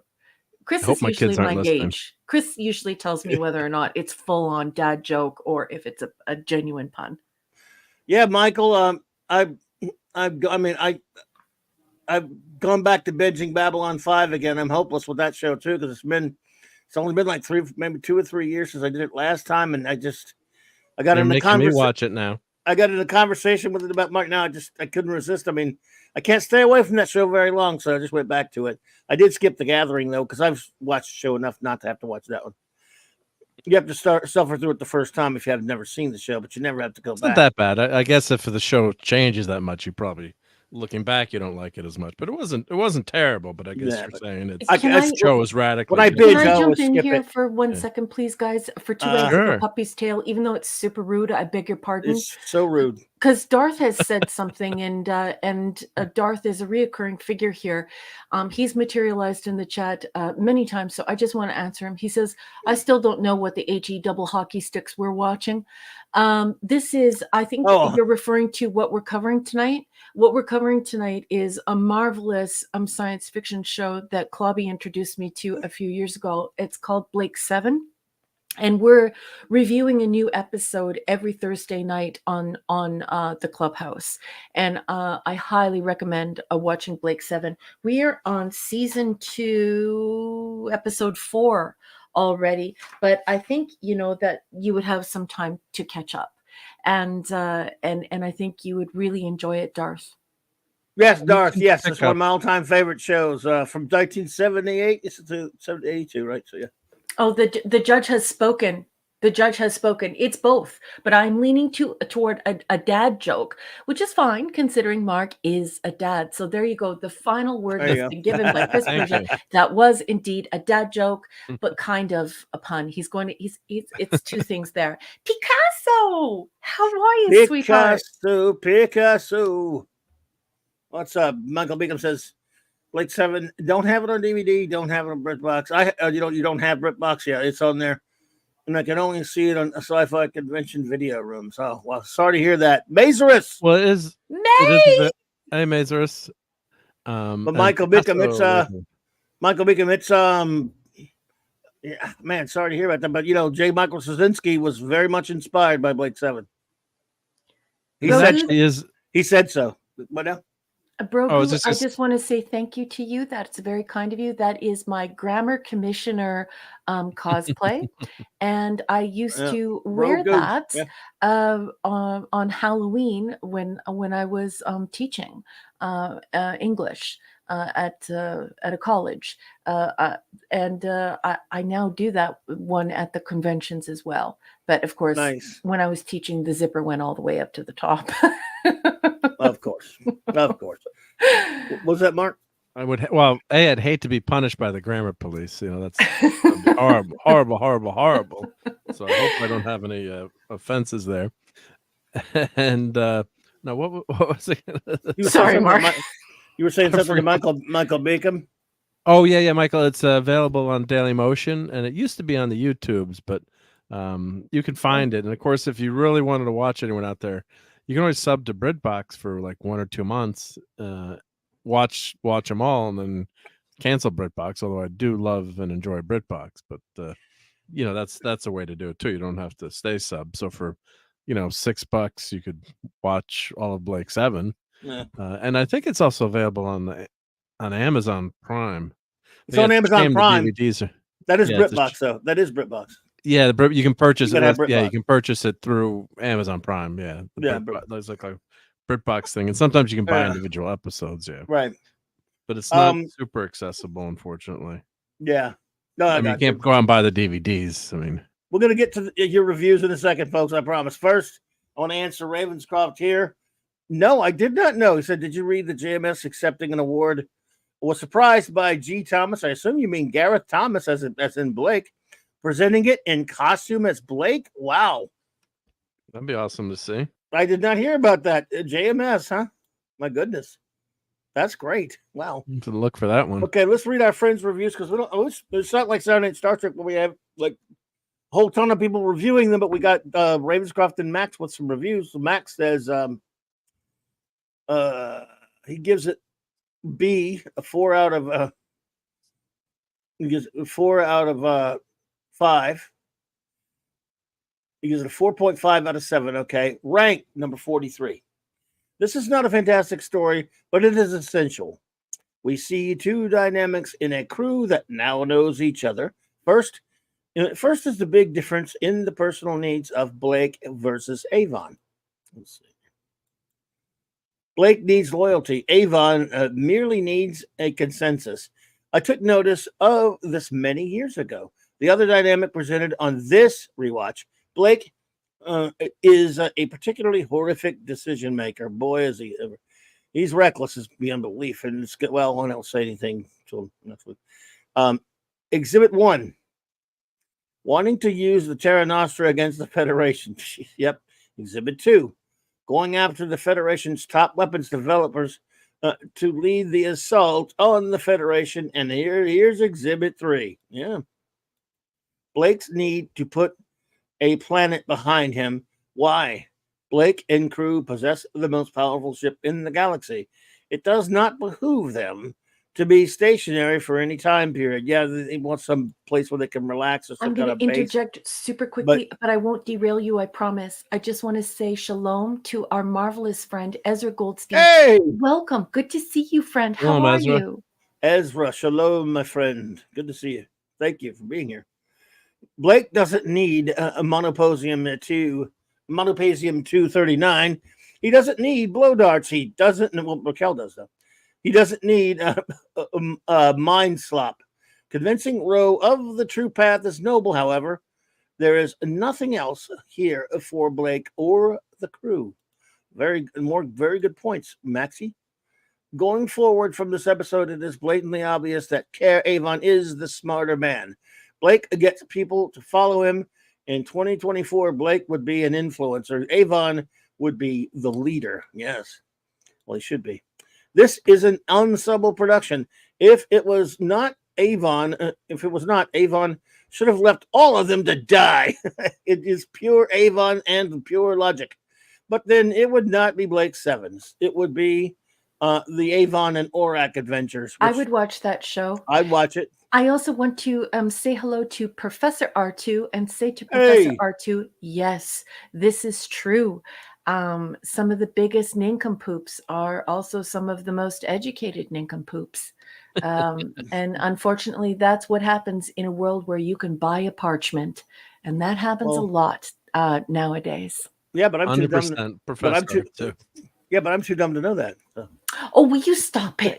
I'm going to put you in the agony booth. Do you want to wake up on a beach? I can rover you. I've given the chat the power to rover you. Well, I am, but I am. Well, yeah, but I am, but that's all that I am. Yeah, I mean, you can be book smart, but a total moron when it comes to life. Yes, you can be a But nincompoop and still have a parchment. But you would want to be, have that person representing you on Jeopardy or something. But yeah. I'm strong to these spinach because I eat me spinach. It's true, it's true, it's true. Ravenscroft says 6 of 7. Well, no, that's just how many. I'm sorry, 1. Oh, no, that's not his rating. I'm sorry, that was his rating. I gives it a 6 out of 7. Okay. I got you. I'm sorry. I'm not. Gives it a 6, as I did, Ravenscroft. He says, back to what Blake 7 was all about, fostering rebellion and exploring the nature of the Federation. Good example of dealing with politics in an effective, not preachy way. Good point. Roe is exploited by the Federation, as has been done often in real history. They say his old ways are foolish and rob him of his identity, showing how despicable they are in their pursuit of power. It was also interesting, Ravenscroft, the dialogue coming from the commissar, like he was acting like resistors are so rare and all this other kind of crazy crap, and blaming it on genetics, and that was actually some very, very interesting dialogue. Famous for Avon's monologue about leaving and some of Darrow's best acting ever. Would he have left? We and he will never know, and that's the genius of it. Yes, indeed, yesness. That laugh scene's the best. So many good lines, but I love Blake's missed. Yeah, that was cool stuff. When Avon fires in his direction, and of course Avon's "I am not expendable, I am not stupid, and I'm not going." The crew banter at its peak. Thank you so much, Ravenscroft. I'm there with you for sure, buddy. Fanty outside, he said, you gave it a 6 out of 7 Avons because this episode isn't stupid, it isn't expendable, and Avon is not going to save the others. Niceness. I gave Love that the episode. review a 7. Good review there, Fanty. So that was great stuff. Great fun. Another episode down. Number one, I don't want you to get emotional on me here. Next week, should I say it? The name of the episode. Yeah, you can say the name of the episode. I don't want to. Pressure Point is the name of the episode. I'll I don't want to say it. I don't want you to say it either. Next week, you got to say that. Tell people what episode we're watching. That next week episode, everyone, it's Pressure Point. Bring it to. Just don't read the synopsis of these episodes if you haven't watched it. Well, I know Max. Well, if you haven't seen it, if you haven't watched the episode, that's what I mean. Oh, Darth, make sure that we don't wreck it for Darth. Darth, you have a lot of homework to do. Yeah, but I'm saying don't go to Wikipedia and look up the names of the episomes. I did that and it messed it up. As a dumbass, I do forget to put the spoiler thingy because I figured no one's watching it. Only everyone here has already seen it. From now on, I'll do this if you remind me. Forgot to do that again. It's true. And it's so exciting that this can even happen on our channel. Like, it's so important that this is even going on. I absolutely love that we're inspiring people to go and watch old school science fiction. If I could get 1 billion people to watch UFO, I would. And the fact that people are now watching Blake 7 because of you is huge. So I did my part by bringing UFO. You're bringing Blake 7. Yep. Yes. Let's just keep this going. Let's keep ramming coal in the engine here because I just think it's marvelous, and I think everyone's having a great time with it. I am. For sure, and I hope they are too. I love talking to me some Blake 7. Mm-hmm. Yes, indeed. Me too. Let's see. So I guess we will should move on to our next show review. Then we'll talk. You want to talk about Dune after this? I mean, everyone else has done it. So Well, no, it's not that everyone else has done it. It's that we actually had some people from this show specifically ask us what we thought. I don't think we're going to get too in depth with it, but can I just stop the show for 2 wags of a puppy's tail? Because our marvelous friend Max Redstone says, "I love you all, and I hope to see you on Saturday night. Au revoir." So, good night to you, Max. All right, Max. Redstone, sleep sweet. All right, Max. Au revoir. Bonne nuit. Oh, good. I'm so happy, Tetrarch of Apathy. You're so apathetic, but then you're not. On Saturday night Star Trek, I noticed that there were several people who are regulars here who asked just for some brief reflections on Dune, what we thought, if we saw it. Sure. And so I did say, we do requests. Oliver Belamonte, good evening. How are you, sweetheart? All right, Oliver Belamonte. Yeah, so I saw Dune too. I should Picasso, a member for 11 months, and we love you too. So I should say this. I have read Dune. Hey, I have only read one Dune book. Thank you, Picasso, by the way. Ravenscraft. What was I cosplaying in my avatar? I was teaching at a college. I was teaching English, and I decided to cosplay the grammar commissioner. Of course, though, when I'm at work, I zip that cat suit all the way up to the top. So it's not so it's appropriate for work, but I do that when I'm asked to appear to speak about English, to speak about writing, to speak about books, and I wear that to conventions and stuff like that. The first time I did this one at work was a Halloween, just so that it was appropriate. But most of my students know that I'm a cosplayer. Thank you, Picasso. I appreciate the nice words. But I hear you. One thing, Ravenscroft did ask me a question I wanted to answer real quick. Yes, I have heard about this before. The young man who played Ro, Darian Angadati or whatever, apparently self-deleted back in 1984 or something. Yikes. It's a shame. I kept thinking of Ensign Rose as watching this episode again just because of the name. But I kept on thinking about caviar because that's what it is, Ro. Yeah, Ro. Yeah, or that's a shame to learn. I think it might have been 1981. Sorry, he said 81. He says it. Ravenscroft says 81. Yeah, I don't know why I got 84. I got because you can't find much on this guy. I found one that says 84. And another one says 81. So probably 81. He was very good in the episode, I thought. Yikes. Yeah. Okay, so let's burn through this. Let's burn through this Dune 2 thing. Okay, so I'm just going to start by saying that I have not watched any television shows regarding Dune. I only very recently watched the Lynch thing, and I thought it was horrible. I consider Dune.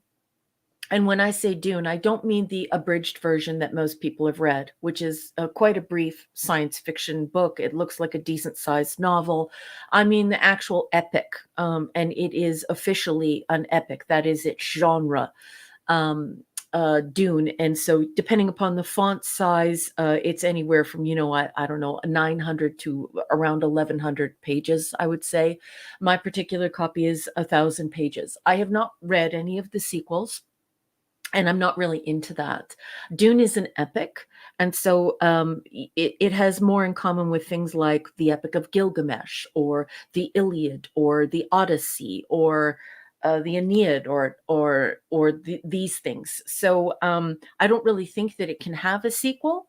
I realize that it must have been insanely cool to have a breakout book like Dune and to want to turn it into a product. And I think they successfully did that. Take care, Chris. Good night, Chris. Kiss your dad's face for me, please. Good night, buddy. Thank you.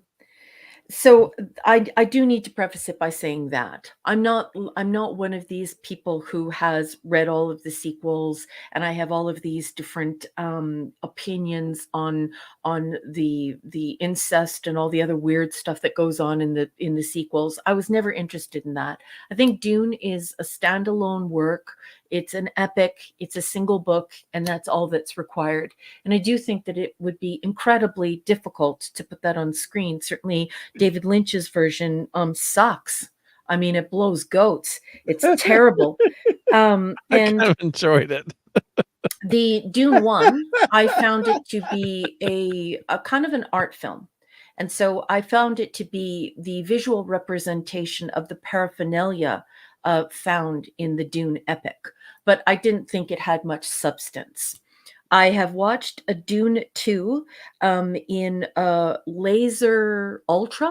I believe my husband took me to a Laser Ultra show, and I thought it equally sucked. The thing is this, that the Dune films very much feel like, and if you're a Canadian, you know what I'm talking about. This is very much like Montreal Film Festival, or it has a very Canadian feel to the film in many places. So like a low budget or a small budget sort of art house kind of thing done in a very Canadian way. And I don't enjoy it. This is not suitable for an epic. I'm not even sure if an epic is suitable to be placed in celluloid. An epic just belongs as an epic. Anyway, there were some things that did strike me about it. Like I said, it's a visual representation. It's not good. It is a big pill to try and swallow. It's a big project to try and do. And you would need the likes of somebody like Peter Jackson to do it.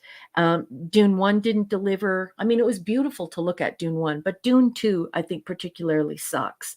I don't really like the way that the Fremen are represented here. Everyone is clean shaven and it's very strange. I didn't like the scenes where they switched to black and white. I thought that was very strange. I thought the relationship with Chani and Paul was not the same as it was in the book. You know, we have Chani who's sort of like, you're an outsider and I don't want anything to do with you, and sort of sulking, and she never really has any chemistry with Paul. Yeah, agreed. And that could be because I think the young woman's name is Zendaya. Zendaya. Yeah. Don't ask me to say it. I screw it up every time. Zendaya and Timothy Chalamet. They have no chemistry. But the thing is this, I also don't like the relationship, because in the book, and I've read Dune a couple of times, once again, not the abridged version that most people read, but the actual epic. And there is a tenderness and a love that is felt in the book, where you feel as though these two people are soulmates. Apologies, but I must depart. Ravenscroft has to leave. Everyone, please say good night. Take care, Ravenscroft. Good to see you. Thank you so much for being here. Really appreciate you. And Zacharot. Hey there, Zacharot. Welcome. Zacharot, good to see you.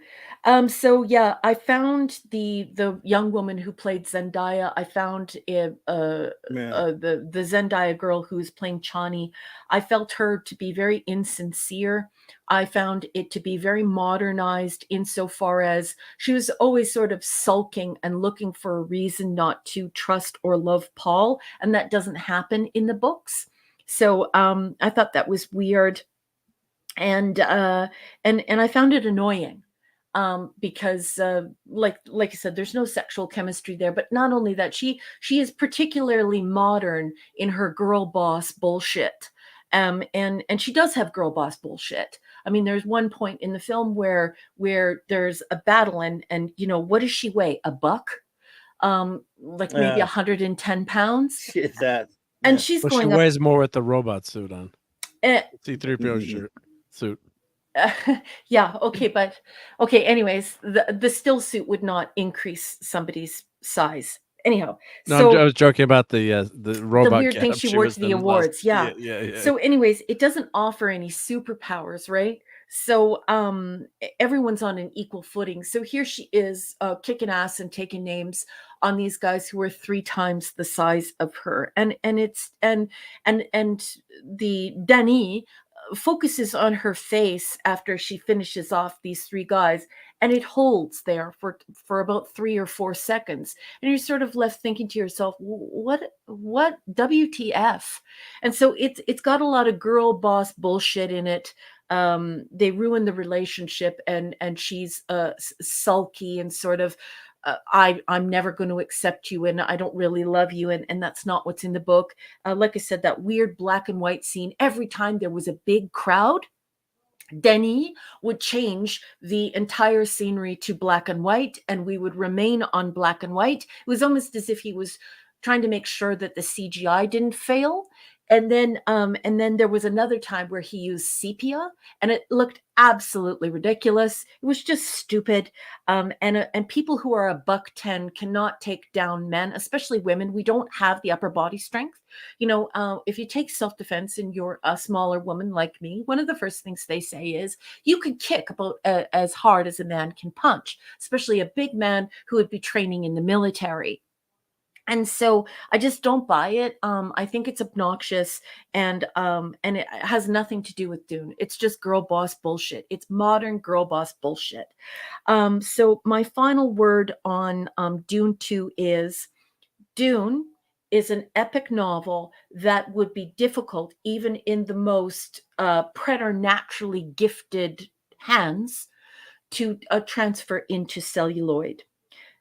Denis Villeneuve, my French is terrible, despite the fact that I'm Canadian. What he has done here is he has made a film that is for people who have never read Dune and never will. And if you watch it, you know that instantly. And certainly when he makes statements like you can watch this film independently, you don't have to watch the first Dune and you don't have to read the book. And so it's not even a celebration of the contents of the book. So, yeah, and that's my final word on it. Dune is this Dune 2 is a film that very broadly covers what Dune might be about if you might read it, but you never will, and you never have. So here's a film, and so I think it's shit. Really, it's shit. Sorry, everyone. It's complete and utter shit. And also, before I turn it over to Clobby, who also saw the film, I wanted to remind everyone that it is World Book Day. World Book Day? Mm-hmm. Oh, I need to learn how to read one day so I can celebrate that. So, yeah, my Mark, you didn't see it yet, did you? No, I didn't see. I did see the '84 version back in the theater back in '84, and I did enjoy it. Yeah. I mean, I thought I didn't like it, but I saw it. Yeah, I mean, it's not my favorite, thing. I didn't go crazy. At least it had character, and I don't mean characters. Yeah. I mean, it had a distinctive style to it. You wouldn't mistake it for something else. These two new ones, I mean, they bored the hell out of me.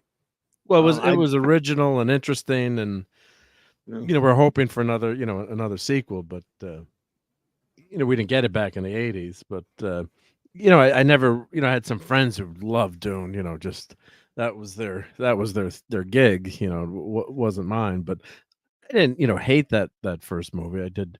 It was kind of good in a weird way, but it's not one, I gotta watch. I can't wait to watch Dune. Now, the first movie I watched with my better half because I was hoping for maybe to go on a date night at a somewhat science fiction movie, and after we watched, he said, "Well, nothing happened. That was boring."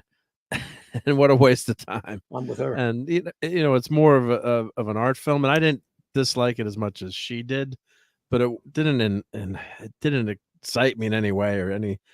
A couple of the characters were well done. Jason Momoa actually was decent in the first movie. It's probably one of his better acting jobs. I'm sorry to interrupt. Can I ask, did you say whether or not you've read the book? I don't recall. Oh, I haven't read the book. No, I've never. You have not read the book. Okay. Yeah, okay, so I think that's sorry a about big that. differentiator. That's a good point to bring up because, from a lot of people that read the books, and even with the '84 movie, my friends that read the book were not happy either. So it's almost like I always go back to The Martian, where I read that book in one day or overnight and didn't sleep. And then when I went to see the movie's Big not letdown. bad, but it's a big letdown if you've read the book, and you can Because never. the book is so fun. Yeah, the book is so fun. That's so a great it's always, book. Yeah, it's phenomenal, and they just can't put everything in there. So, Like which book? The Martian. The Martian by Andy Weir. Phenomenal, Andy Weir. Yeah, phenomenal, phenomenal book. He's a wonderful science fiction author who is only now emerging Yeah. Because the corporations wanted nothing to do with him. So he started out on Patreon, and Yeah, he was giving away his book for free Mhm. On Patreon, and then finally it was so good, he was getting so much attention because he kept going to publishers, and publishers kept turning him down. He's like, "Well, I'm just going to put it out there instead of erasing it or deleting it." So yeah, it's a fantastic success story. But yeah, so Lord of the Rings. I've got a friend who's probably thinks he has a degree in the Lord of the Rings, and God, if you get him going on Return of the King, my other friend who loves Lord of the Rings, he's like, "All right, that's great. You just got Steve going now. It's going to be 3 hours of talking about how Steve Jackson screwed up the Return of the King." Yeah, but that's a little bit different because, like, the Lord of the Rings was typically read by children, and Dune was typically read by late high school, early college students. So it's like it's also a different it's a different age in the audience. So like I read the Lord of the Rings series. I think I first read the Hobbit when I started with it. Yeah. I think I was in grade 3, and it was like on a reading list from my teacher, I believe, because I was a leader. Like I was one of those reading log kids. Oh, yeah, And there's definitely a so like club I was don't aimed at remember kids, all yeah. of the details of the Lord of the Rings. Whereas if you've read Dune, you read Dune as an adult, and you're like, WTF? Do you know what I mean, Mark? Does that make sense? Yeah. It does, yeah, but I think Lord of the Rings does have broad appeal. But yeah, definitely kids can read and enjoy Lord of the Rings. I have a beautiful Right? Ralph So it's like Bashki illustrated version of The Hobbit from Mhm. with the motion picture, which is great. But Mhm. yeah, it's just to say there's always, whenever there's a book, people have to make, the directors and they have to, cut corners, or I shouldn't say cut corners, but they just can't have everything. Look at The Watchmen, right? One of our favorite comic books, but for years said that would be, you could never make a movie out of that. And we won't get into that debate now, but just because of there's just so much going on and so many characters, and translating that into a short segment, 2-hour segment, when you've got maybe 8 hours of material, Mhm. is tough to do. So yeah, the first Dune, I didn't. Am I going to go watch it again? I kind of appreciated the art quality aspect, I guess, or the art house aspect, and if I'd seen it in a big movie theater, it might have been better. But really, everything that happened in that movie, you could have condensed down to probably about a half hour. I think that first movie. Mhm. So, not that I always want the Reader's Digest version, but some people are digging it, enjoying it. Zendaya, was really not in the first movie, so I can't comment. But it sounds like they radically, from what I've been hearing, they radically changed changed her character in the book to the movie to modernize her. So if they did stuff like that, that just really gets She's very girl boss. Like her attitude, yeah. Chani's attitude is very Yeah, different. she's boring and girl bossy. She is. Yeah, And she it's is. also bullshit the amount of strength she has. A still suit, I'm going to explain to all of you what a still suit is in case you have not read the epic. And that is a suit that actually literally recycles even your perspiration. So it's something that you have to get used to. It would be your pee, your poo, like all of your elimination and defecation, and your tears and your perspiration. And that's what a still suit does. It's the recovery of all moisture restored in the body so that it's constantly looping from the still suit into the body. right? So it doesn't give Chani special powers where she could take on a guy who's 270 pounds, right? It's just so you don't die within 2 hours of being on the planet Arrakis, basically. That's right, because there's no water. And to the person who said, so I should not read Dune Messiah, look, you can read whatever you want to read. I'm not here to tell you what to read. What I am saying is this, that as a scholar from this area of writing, or this topic that we're talking about, I think it's wonderful that he had this massive hit. He wrote an epic. It's incredible. It's one of the best works of science fiction that is out there. But I do think that sometimes when you hit it big, you say to yourself, okay, well, I can turn this into an intellectual property. I can turn this into a product. And I think they very successfully did that. There are a whole bunch of sequels that, could you imagine if somebody wrote the Iliad Part 2? I mean, get out of here. So it's, the Odyssey Part 6, it doesn't make sense. But I'm just saying that's what's happening. If you read Dune by Frank Herbert, unabridged, the 1,000-page epic, and you really enjoy it, that's really all you need to do. Anything that happens after that is corporate product. And I don't begrudge the author from trying to turn his one story into like this gigantic intellectual property. Good on him. But I just don't see the point in it, and I don't think that the quality is there. I just don't. And that's just my personal opinion. Read whatever you want. Watch whatever you want. If you want to watch the Dune television show, please do. If you want to watch the Lynch film, please do. If you want to go and watch Dune and enjoy yourself, please do. If you want to read all of the weird sequels that everyone says goes very, very culty and strange afterward, go ahead and do that. You don't need to listen to me. I'm not here to tell you what to read. I'm only here to tell you what I think. I hear you. And don't read the Fantastic Four Ultimates with the Galactus Man, Cloud. don't read that. That's for sure. I'm definitely here to tell you not to read that. I made the mistake of reading all of those. Yep. The Iliad Part 2. I'm going to be up sleeping. Well, it is his son that continued his work, so I can your thought of that. Michael, like it's just ridiculous. It's like, yeah. Anyways, I can see his son wanting to continue his father's work, and but yeah, it's just at some point you just like leave the story be, and that's it. It's like the Star Wars prequels. Do we really need the Star Wars prequels? No, and I definitely didn't need the sequels. That's for damn sure. Where Michael section. Where is there an abridged version of Dune? Abridged? Yeah, they were actually the most popular way to imbibe that novel before this craze started. So it'll say abridged on it if you buy it. Yeah. Sometimes they did and sometimes they didn't, because it was in the 1970s and the 1980s, we had those wonderful spinner racks in the used bookstore, where you could walk in and you could get a decent sized a book like Bram Stoker's Dracula or Mary Shelley's Frankenstein. And so rather than having this tome, this epic for people to read, it was typically the abridged version folks were reading, because if you go to the science fiction shelf, it's about the same length as any other typical novel. Like Jules Verne novel or Mary Shelley novel, it was that typical length, and so people could get it done in, I don't know, the abridged version I think is about 5 or 6 hours. Whereas if you bring out a tome and you say this is an epic, it's much different than telling somebody, hey, here's this science fiction novel you can read. Reading a science fiction novel is a much different experience than reading a science fiction epic, right? That's a tome that looks like, you could keep a very heavy door open with it.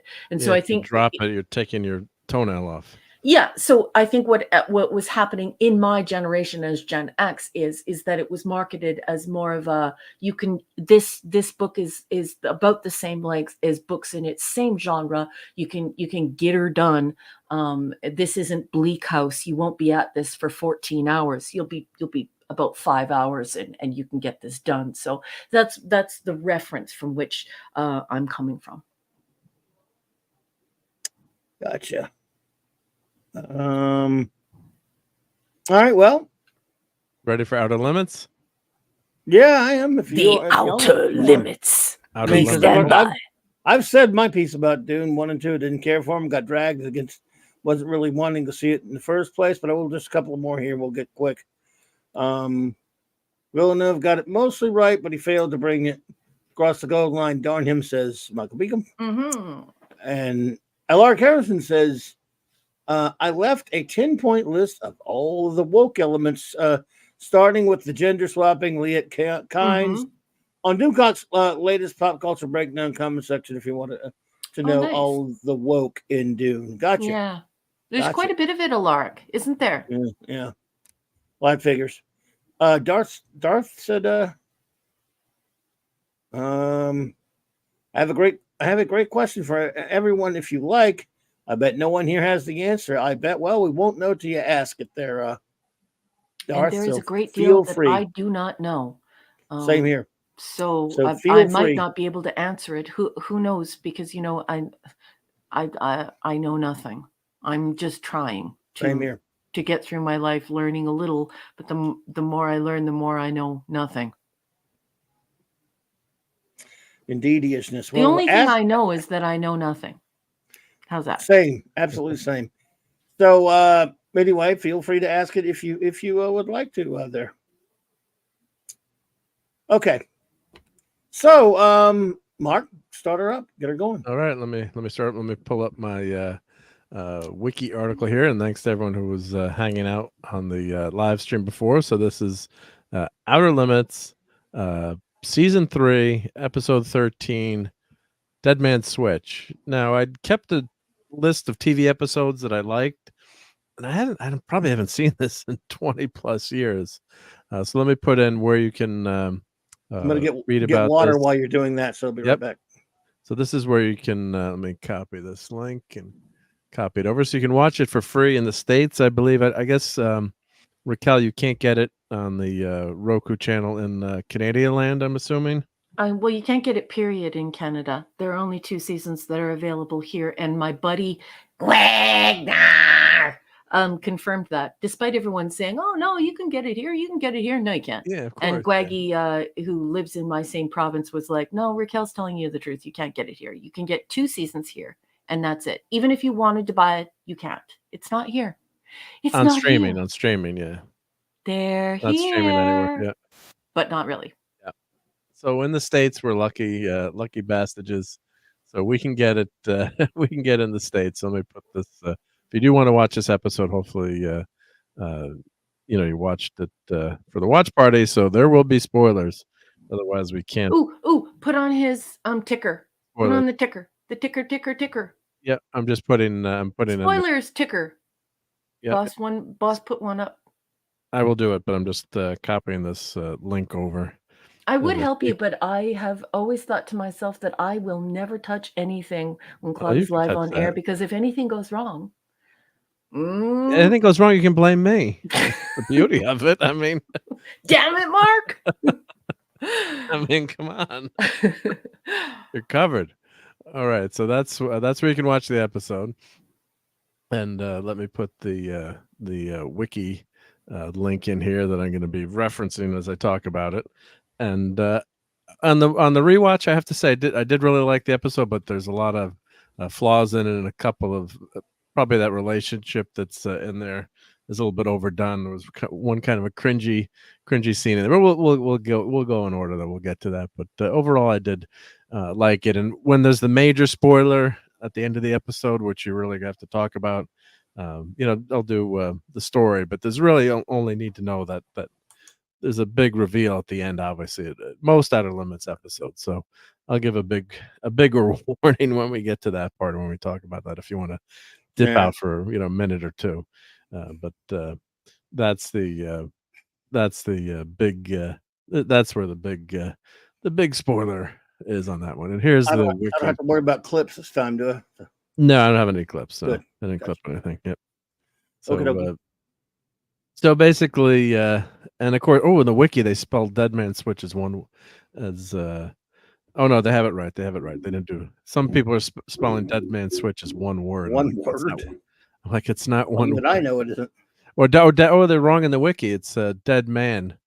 Yep. So, but anyway, That's a styling. That's a styling issue. So that would depend upon which style guide you were using and in which country you're using it. So once two words begin to use a compound hyphen, usually the natural progression of the word is to then lose the compound hyphen and become a compound word. Yeah, so I've got the grammar police here, thank God. So, so yeah, I should always defer to you. Yeah, so some people responded 2 words, 1 word. Yep. But I think the episode did it as 2 words. But anyway, so basically, the episode starts, and what's good about these episodes is it's an anthology series, so they get right into it, and you know the characters really quickly. So Ben Conklin, a lieutenant of the U.S. Air Force, is given the assignment of spending 1 year in a bunker 11,000 feet beneath Alaska. So the episode opens up, and that's what you're seeing in the slideshow. And there's an elevator that just keeps going down, down, and down, and down. He and a small team of personnel around the world are tasked with a single objective: prevent the end of the world. Yeah, don't look up yet. Don't look it up. So of course you've got the classic Kevin Conroy reading, we control the horizontal, we control the vertical. And I just love that classic Outer Limits, and they kept the theme and that setup, thank God. And so the opening narration, which they always have in these episodes, young idealists often dream of having the power to save the world, but would that dream become a nightmare if saving the world could also mean destroying it? You got me, Darth. I don't know, Darth. Go ahead and tell us. You stumped everybody, it looks like. Yep, I don't know. So after arriving in the bunker, Ben is told by General James Iger that the Hubble Space Telescope, yay Hubble, that's awesome, yep, has photographed a fleet of alien ships heading towards Earth. And we were talking a lot about V last night on Wildcard Wednesday, so this kind of fits in. Fearing the worst, the world's chemical, nuclear, and biological weapon stockpiles were linked to create a single doomsday weapon, a doomsday machine. 5 people, including Ben, are placed in 5 United Nations Strategic Air Command bunkers around the world.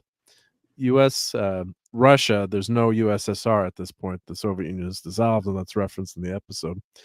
China, South America, and Australia, although everyone, South Africa, excuse me, everyone speaks English, though. With the mission of controlling the activation of a final revenge weapon should the aliens turn out to be hostile and attempt to take over. An alarm sounds randomly, and at least one of the bunker occupants must hit a fail-safe dead man switch to temporarily disarm it. And you have to put your hand, there's a handprint that reads it, and then you have to push a button to set the switch off. So it's one of the characters says, we're actually, the first time they do it, they say, congratulations, you saved the world. And the one of the people in the bunker says, well, actually, we just didn't destroy it.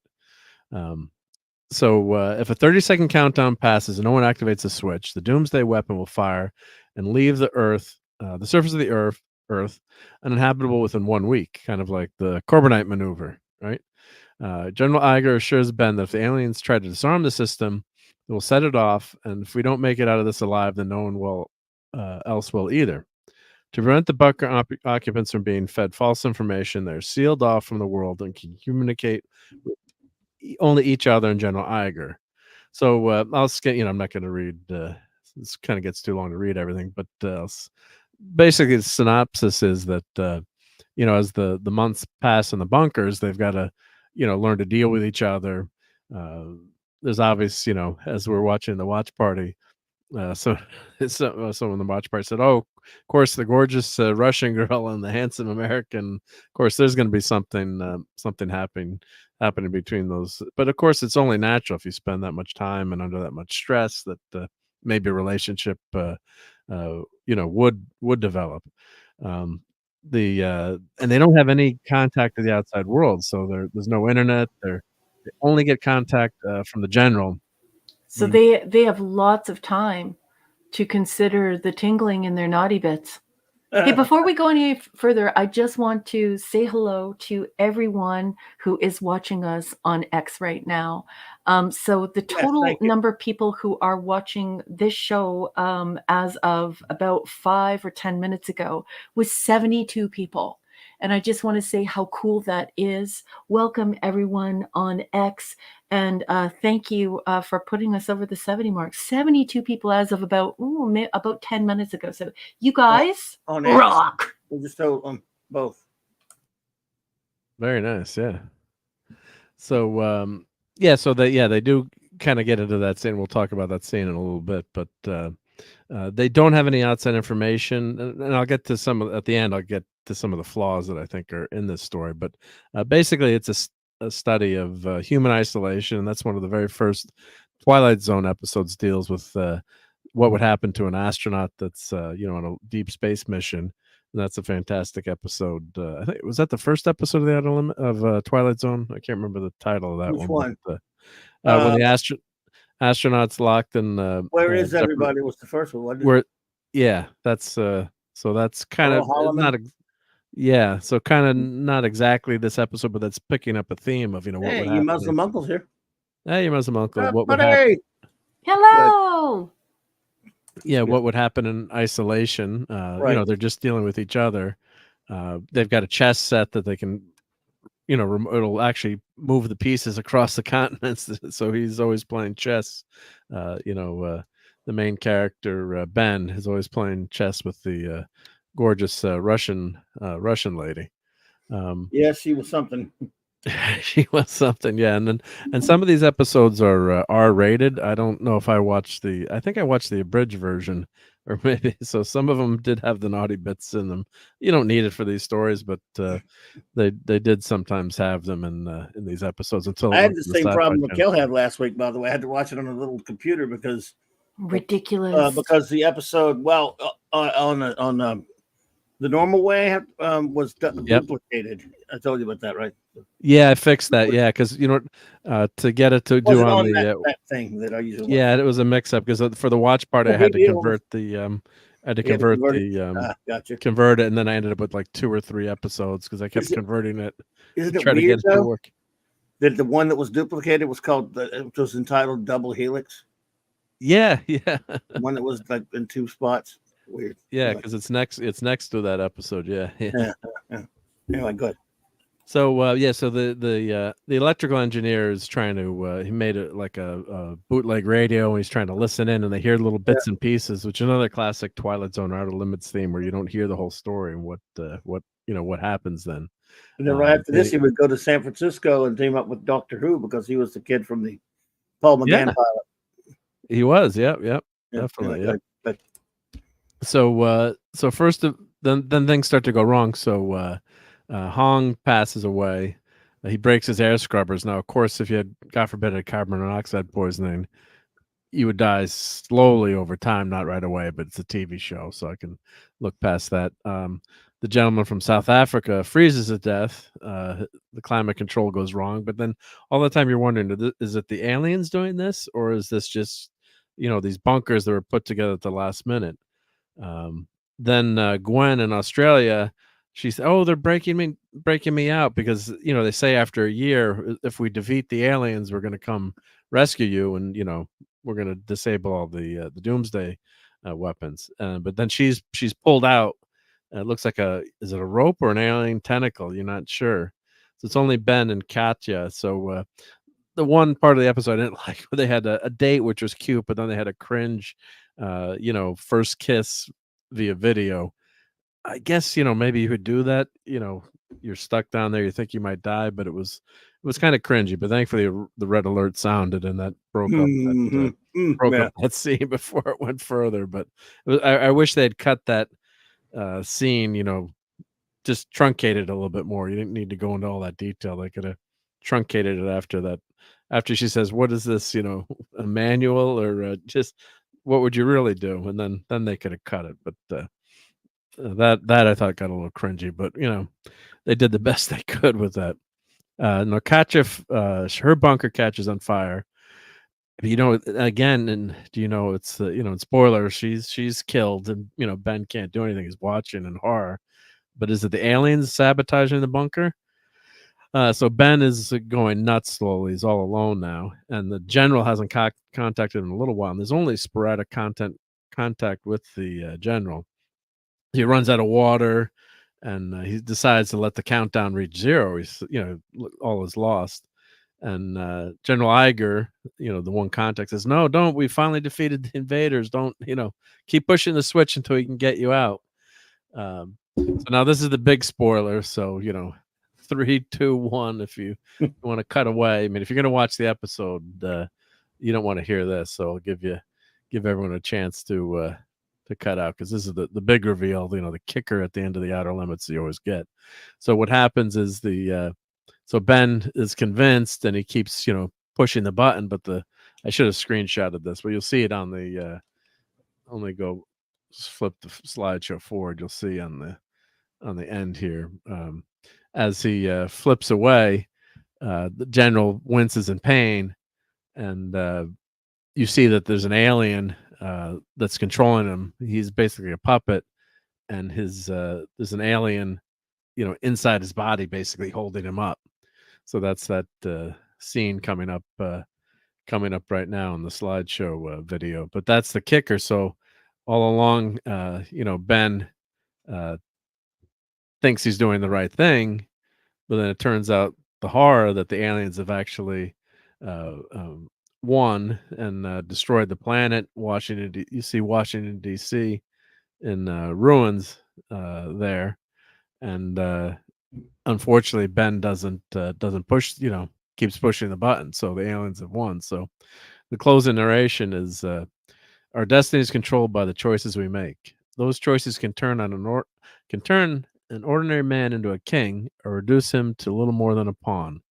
With the fate of the worlds in your hands, what would you choose? Now, this is nowhere near the level of Blake 7, but it's all, a little bit like Avon's choice, right? Do I leave or do I go? Do I save my friends? And then, of course, he kind of had that thrown into it where he didn't have a choice. But, what would you do in that position? So, there's some flaws in this episode, but this one always stuck with me, that irony. There's that scene there on the video where, the alien is controlling the general. When he opens the slide here, you'll see that Washington D.C. has been destroyed and the Earth has been lost. So, at one point, Katja says, push the button, because what if there's resistance fighters out there? What if someone is still fighting? Don't they deserve a chance? And Ben kind of says yes, but it's just a tragic episode, and you really do feel for these characters. In 40 minutes of TV, you do really get to understand them. Now, some of the flaws of the episode, the logistics of it, digging this deep. These aliens their technology would obviously be so far advanced. It'd probably be child's play to find this doomsday weapon or disarm it. They say they've put all kinds of booby traps on it, and also the lack of communication. They had to do that to make the episode work, but realistically, I would think they would have some kind of way to get some kind of information. They explain it by saying we don't want any transmissions going in or out, but the general is transmitting into the bunker. So yeah, here's the scene where now they're watching Ben in the bunker, so they obviously know where the bunker is. So those are some of the flaws, and of course then they're all communicating with each other, which you have to do to make this episode work. But then so there's a transmission happening that way. So those are kind of the plot flaws. But if you kind of look past that, you're not doing a slideshow, are you? Oh, can I jump in here really quick? Because I have to say, RRTNZ just walked through the door and left a beautiful gift for Clobby. Yeah, let me get that. But I was wondering, you keep talking like there might be a and I didn't. Yeah, because I turned it off. I got a boom. All right, let me do this real quick. Yeah, go for it. Yeah. Thank you, RRTNZ. 70s detectives. When Kojak murmured, "Oh, there's just one more thing." That's just one more thing. Why was he? Kojak was being Columbo. Yeah, and I love it. And drove Rockford's Firebird to the streets of San Francisco to save Charlie's Angels from Steve McGarrett. I sighed. I love it, man. I love RRT&Z. Very nice. Well You done. won the Well internet. done. Well done as always, buddy. I appreciate it. Thank you. And you're too kind. Thank you for your very kind. That was a super very chat. generous gift. You know, we would Very read all your generous. funny stuff, even if you weren't sending Clubby money. So that's very, very thoughtful of you. Thank you for your generosity.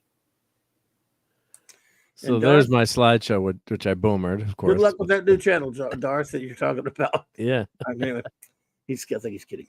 I don't know. So- But anyway, yeah, so go ahead. All right. So Well, I just you gotta have- say, yeah, there's Washington, not Washington D.C. So, for an episode for me to remember an episode of TV other than the classics of Star Trek, and there's 152 of these Outer Limits episode, but this one always stuck with me just for the irony, and then this guy's trying to do the right thing. He's a patriot, and you want to.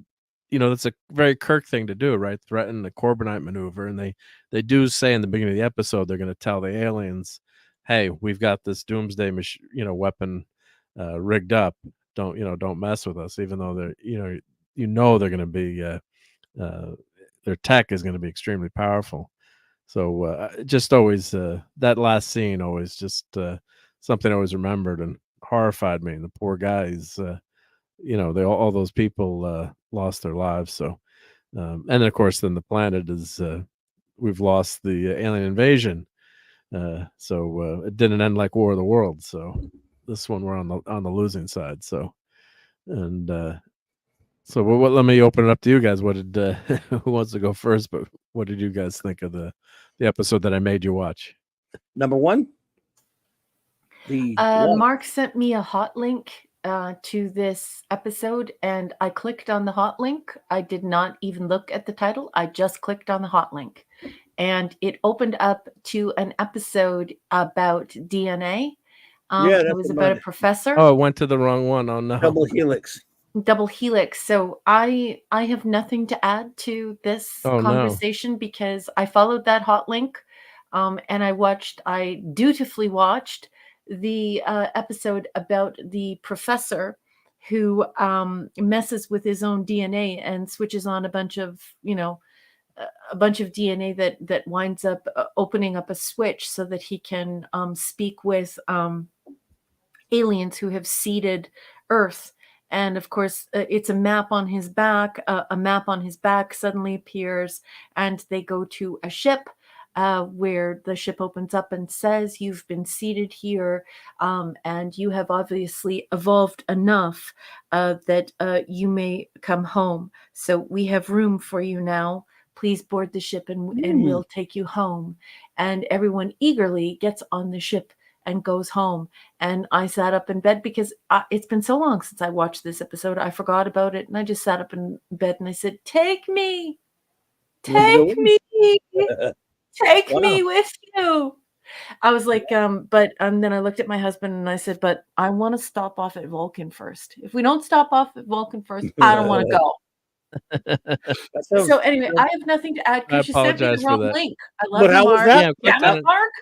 But how was that episode? Was it good? It's pretty good. So yeah, did you like it? We could do that one next week. No, I mean, I don't know what we're doing next week. We'll figure it out. But this one, you didn't get to watch this one then either, then Clobbering I saw it. Yeah, I watched it. It was pretty good. Oh, you did watch it. Okay. I'm like you. It kind of started losing me toward the end. I think it was long because of all the silly stuff with not silly, but the stuff with the relationship. I thought the concept was pretty interesting, and then it started down the relationships. I mean, look, I mean, it was kind of, they could have tightened that up a little bit. She was, I loved her. She's great. Ooh, wowzers! Yeah. The Russian girl. She's familiar too. What was she? Yeah, she was in. I goggled her. Yeah, I'm trying to remember now what she. I guess I've seen her in something. But... Yeah, I'll get her name in a second. Yeah, Kristen Lehman, and the lead actor was James L. Gross, who's been in a ton of stuff too. I was looking up his bio. But she was in Judging Amy, Poltergeist: The Legacy, The Killing. Oh, Altered Carbon. That's what I remember from Altered Carbon. Okay, I don't. Netflix. She was the lead, and she was the lead in that. All right. Yeah, I don't know. I thought last week's episode was much better than this one. I thought it was okay, but again, at the end, I thought it had a kind of a. I mean, I don't know. I think I expected to be something of it was a more of a shocking ending rather than going what's. I don't know. I wasn't shocked by the ending. If you don't, usually kind of shocked by the endings of episodes of Twilight Zone or Outer Limits. The way this ended with the aliens just winning. Yeah, basically, and taking over. I wasn't wowed by it. I thought it was okay. So I thought the episode went on a little long. They could have either tightened it up or added more to it. But the problem is when you set up a premise, and I don't know what the running time was on this one, and we know that the structure of the story. I don't think Rod Serling and sometimes Leslie Stevens were probably aware of this. They said we set our story up. And if it doesn't take too long to set up the story that everyone who's used to watching our show knows there's going to be a big punch in the mouth at the end, as there always is, then we've got to find a way to involve the audience all the way to the conclusion. Let's say, and that's why for Twilight Zone running time was perfection. It was 25 minutes or something like that, and you could really get everything you needed. Yes, absolutely. Except for the fourth season was fourth season they did the hour long, and it hurt them. It hurt Guys, them. I have to interrupt, even though it's incredibly rude. So I beg your pardon, but the time scales just walks through the door and said, "You people are still awake." Not really. Yes, we are. Good evening, the time scales. Nice to see you, my friend. Anyway, sorry for interrupting, gentlemen. It's okay. Please continue. Time scales. Clubby, I agree. When it's taught, it is a lot of fun. And Mark, you make a good point. The fourth season of Twilight Zone, when they expanded to an hour, I can only name like one or two episodes that I really liked in that season. I think that really kind of hurt it. I love Death Ship. That was a great one. It didn't do well. Yeah, that's why they went back. For the most part, it hurt me a little bit. Yeah. Now, Outer Limits wasn't it an hour? It was an hour show, so it was tougher. Yeah. So it's not like this is new for Outer Limits. The original was an hour, but it had some great stories. But if your whole, this is one that you see, I don't know. I guess I was expecting, because this was 90s Outer Limits, which I saw once in a while, and I don't think I saw this one. I was expecting the depressing ending, but hoping it wouldn't be, and I guess I got it, and it was okay. It was execution I found to be a little clumsy to this episode, and I wasn't all that in love with the ending, personally. So. Yep. What did you give it? I thought they could have. I would give it. For doing it. The letters. Go with letters. Letters. Yeah, I'd give it a A- because it stuck with me so long. But watching it again, and I watched it twice today, so that meant there's a lot of flaws with it. It could have chopped off about 10. I think if they chopped off about 10 minutes off the episode, right? And unfortunately, if it was new TV, they would have, with all the commercials, it would have been about 40 minutes, so that would have helped. I think the romance they could have cut, and then there wasn't a lot that they could do because of the nature of the characters not having any outside information. But the concept is fascinating. You've got the whole world in the palm of your hands. Interesting concept. Yes, that was the most interesting. Yeah. Then you've got no information coming in or out, and the general is leaving these people hanging. So I kept saying, wouldn't they have an automated message like once a week we're gonna, or at least every day we're gonna give you an update or something? But right. So yes, that's what I'm saying. They could have all the in other words, first 20 or so minutes are really good, and then they fleshed it out pretty well. It was an interesting idea. You have these 5 people. They were all good characters, good actors. You had, it went the typical way you would expect with him, him and the hot chick. That's fine. Yep. All that stuff is cool. And then when you got into that felt like Showtime filler. The stuff between him and her, their relationship was fine when they were talking and when they were, some of the early stuff. But then when it got into the date and the romance and all that other kind of stuff, Raquel would be scratching your face off right now. Oh God, that's what I was worried about. Yeah. Because I didn't remember Is that that whole why day. you sent me the wrong link? No, I gotta send you Did the you right send me link the so you can wrong watch it. link because you were afraid that No. I was going to call you on These Are the I just Days of Our Lives? I just boomered it, but yeah, exactly, and I hadn't seen it in so long. I was watching, like, Yeah. oh my god. But if they cut that date off, if they'd They made the could have date chopped like a little 2 bit about minutes, out of that. It was fine then it that would have been okay. right. In other words, it makes sense that they would have feelings for each other, that they would talk about, hey, if we get out of this, we and some of that stuff was okay, but Boom, then chicken, boom, yep. all that other Showtimey stuff, you could tell. I think it was just, look, we've got to stretch this out till the end. We got to have something to do it with, and they did it, and they also had some shock stuff in there that, I guess obviously, it was trying to be scary. Yeah, and I think with the commercials too, I think commercials breaking it up actually helps. This didn't have commercials. No 'cause it was commercials, Showtime. but watching originally, I think the commercials actually give you a breather, and then Oh, you mean like on the original show? You mean? yeah, when you watch it Yeah, live yeah. on TV, and then you get your beer, or your Right. hot chocolate, or whatever, and then you come back and see, that Commercials those were very characters are different in dying. 1960, 61, but yeah. Yeah. So there you go. Well, these had commercial. No, this one had commercial. I think. Oh, really? Only when it was syndicated, because this was. Oh, maybe it was only when it was This syndicated. was No, on that's when I Showtime. watched. That's when I watched it. Yeah, I watched it on Okay. regular TV. Because it was yeah. initially on Showtime, right? That's right. Yep. Which had For no sure. commercials. Yeah. Yeah. Yep. And that's why they All had right. the nudity there. Yep. Yeah, but it was But I'd interesting. say, yeah, Well done. the link is out there for all you Americans. I'd say it's definitely worth the watch, and let me know what you think of it if you do watch it, or make a comment on the watch party video. But it was it was fun to revisit something. God, 30 years later, and I hear you. Yep. I do it all the time. And I apologize, Raquel, for saying I just clicked on it. Yeah, it's the right title, the wrong link. I don't know what already the know heck why happened. you did it, okay? You did it so that I wouldn't have to listen to people professing their love to one another or talking about bumping their uglies. So I just want to thank you from the bottom of my heart for keeping me away from the ugly bumping. I'm gonna send you the right link. Bumping You their can just fast uglies. forward that part. Yeah. I don't want to watch people bumping their uglies when Well, they it's don't bump science ugly. fiction. They're When a it's whole science fiction, no. Well, No. they're they a whole continent apart. They can't bump ugly. They're on two sides of the world, so they can't literally do it. If that's Oh, okay, Yeah. good. Oh, so There's it no was just bumping lots of uglies. mushy. If Well, I'm yeah, here, a I little bit. want to hold you. I want to hold you too. I'm scared. Wow. I'm scared too. Is that what it was like? See, I tried to send you the wrong episode, and I got it anyway. No, just kidding. It's always the same shit.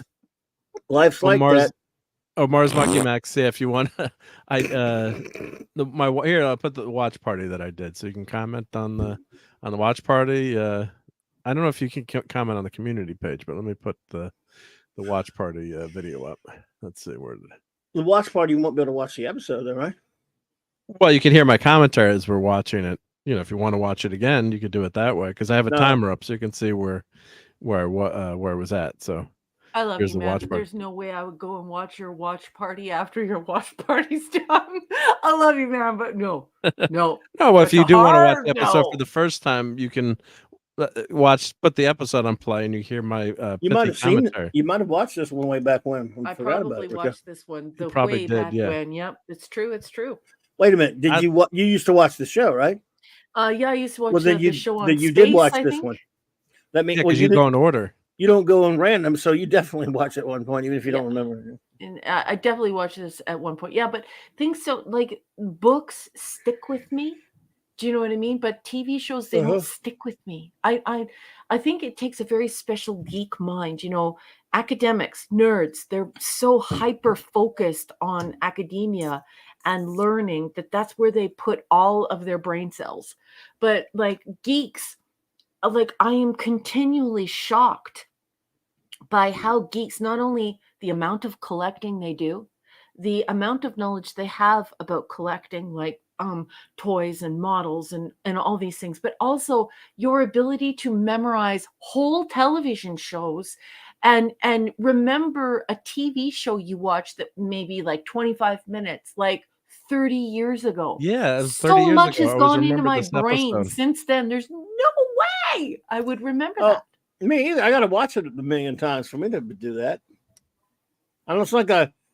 It's not like I could probably tell if you had, hey, did you ever see such and such show?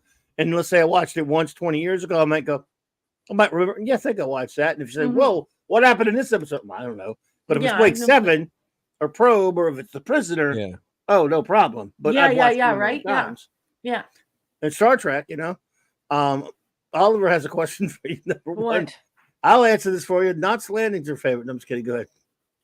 Raquel, which of the retro TV soap operas you religiously watched? Days of Our Lives, Dynasty, Dallas, Falcon Crest, or Knots Landing? The answer, Oliver Belamonte, is I did not watch any of that shit. My friends kept on trying to make me watch that Days of Our Lives thing, and I thought it was absolutely stupid. Dynasty was for old people. Dallas, when people were talking about who shot JR, I was like, who cares? Falcon Crest, I don't even remember what that one was about. And Knots Landing, I was like, what? Why the hell would I want to watch this shit? I absolutely hate soap operas. I actually had a friend who used to watch something called The Young and the Restless. Would turn it on every time I went over to her house. And every time I was like, why do you have this shit on? My grandma watched that stuff. Do you have Blueberry Pie? Can we play euchre? I don't want to watch my grandma this shit. watched that stuff. Price is Right instead. Ezra asks, Clobby, Mark, Raquel, would you three be interested in reviewing the Kolchak Night Stalker series? I don't know about the three of us, but I would. I love that show. That used to scare the crud out of me as a kid. Yeah. Yeah, but it wouldn't scare Raquel. All right, Kolchak the Night Stalker. There, it was in the early 70s. Darren McGavin plays this reporter. There were two TV movies first. One of them was The Night Stalker. Then that was about he was a vampire in that one. Then the second one, he's this kind of reporter from this rag. He's like a sensationalist rag type, Inquirer type rag who actually goes after real monsters. And he goes, vampire in one, and like it was the Strangler in the second one. Then other ones, Gothic he's got horror. Yeah, but he goes like after an X-Files. The X-Files ripped it off. I mean, X-Files was inspired by it. Chris Carter said, I loved it. It only lasted one season. And you know why Darren McGavin stopped making it? He said, I just think we're running out of ideas, so stop. So it's sad that there's only like 20-something episodes, but he is so good in it. And what's great about it is he would go after these monsters. He's like this, almost like this, not amoral, but kind of like an amoral character. He's not like a hero, and yet he'd go chase these stories and no one would believe him, and he'd have to go after all kind of different monsters. Monster Hunter. Yep, Night Stalker was awesome. Cassandra said, God, I love that show. You watched it too, I need Mark? to get this. Hold on, just let me write it down. And I Don't can't check believe the Night Cassandra's still with us. I love you, Hey, girl. Cassandra. Thank you. Okay. Let's see. You haven't seen Night Stalker. I love Night Stalker. Night Stalker is what it's called? Let's look at Kolchak. Kolchak, the Night Stalker. Yeah. There were two TV movies. Cool. And then there's a 20-something episode series. Let me see if I can find some. Let's take a look at it. I remember watching this as like a 4-year-old kid. One of these Oh episodes. God, it was scary, but in a fun way. Yeah, but as a 4 or 5-year-old, it was in the '70s. Scary. It wouldn't be scary today, though. Yeah, probably. But I remember just it stuck with me, seeing that up, and I think I probably screamed or something, and my mom like it turned it off or never. That music, that opening theme. Let me go look at this. I don't usually Google, but I'm going to show you some pictures. I'll show some right now. Oh, you're going to show? Oh, thank you, boss. You always know exactly what I'm thinking. I love you, baby. Thank you. Oh, no problemo. I Ezra, I'm telling you, man, this is one of my favorite shows. And he was, you know why though? Yes, the theme stuff. You love it because you love Darren McGavin. He is terrific. Nice. That music. I can hear that theme in my head. They tried a stupid remake show in the 90s and for like 6 episodes. No one said no. No. There he is with the he had various types of Ooh, looks like he has to face off against a vampire. Vampires, werewolves, Dracula. Werewolves from London. Get out of here. This is cool. Oh, sure. Have you ever heard of this? No, was this ever on in Canada? Do we know if this was ever on in Canada? I mean, it's not a given. I mean, Carl Kolchak. You will love I'm up here in Darren, Hoff, remember? You'll love Darren McGavin so much. This guy's so good on the show that he's a great character. He's like he's a chicken, but he'll go fight. He'll end up being the only one he'll be the only one that knows that believes in the monster. Everyone else says, "Oh, you're full of crap." Look at the comic. Let's go see. Was this ever on in Canada? Can somebody in the chat help me? Chris, It's not to be confused with Kojak. Kojak is a much different. No, I show. watched Kojak. Get out of here. Chris isn't here though, so like I don't have any help. Was this ever on in It Canada? must have been on Canada land. Chris usually tells me these things. It was. Ezra says yes. It was broadcast in Canada. Yeah, it was in Canada, Ezra. Oh, shocking. Well, you know, I did have a very impecunious childhood, and you know, I did have peasant vision my entire life. The two movies, Rabbit Ears and 3 channels and was it 4 channels and at least 2 of them were in French. So the 2 movies are great, the TV movies, and then the show is great. But I wonder what it was broadcast on. Ryan R says, "Thank you for the super chat. You're very kind." He says, "Shatner mashup. When Kirk howled, there's something on the wing," as he drove on TJ Hooker's car hood to drop kick Denny Crane's ass. I emoted. RR, you the best. I love RRTN. What channel was this on? It was a CBS show. Well, it was ABC. I think the movies were on ABC. Canada. Oh, you mean in Canada? Oh, yeah. Yeah, in Canadian land, in Hoth. Does anyone know where? Which? The Doorless tapes. You know, again, Dan Curtis, who created Dark Shadows, a soap opera you would love because it was about monsters. I tried to watch that. It was too slow for me. No, hey, it was. DJ The early Play ones Nice. DJ Play Nice. Got to roll out. Have Thank a good you. night. Rock, baby, rock. Oh yeah, it was slow, but I think it got way better after the first few seasons. But no, yeah, did it? Should I give it another chance? Nah, it's too slow. Was a bazillion episodes to watch. Because you would have to. No, there are 1,000 episodes. Just don't even. But still, I know. Even I won't go back and rewatch. You know, Steve Manny's that he's a big fan of it. But if you were that's very much a part of its time. Where if you were coming home from school every day back then, and that was on Dark, you would have been enthralled with it. You know, and it was on every day, wasn't it? Horror, so. It was a soap opera, right? But yeah, it was a soap opera. Yeah. Oh, it was. Yes, it was on every day. Yeah. Daytime. Yeah.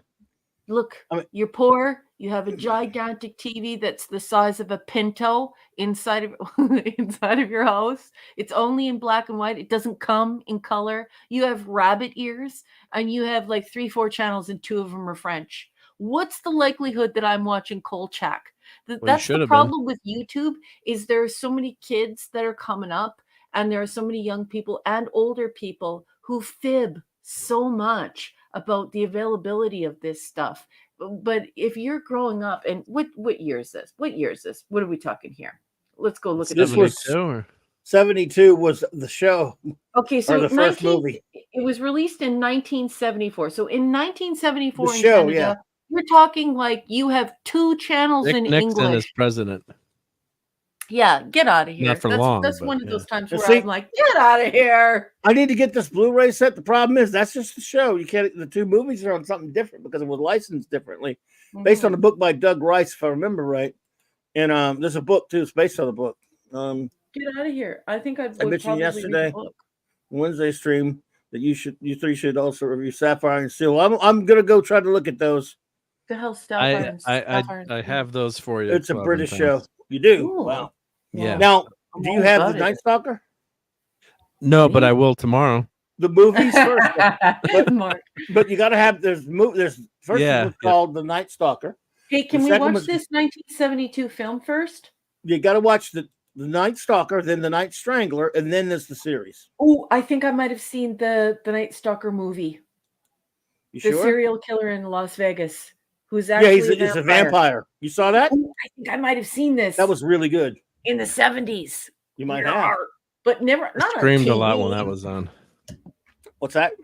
I screamed a lot when that was on. Which one? The first movie?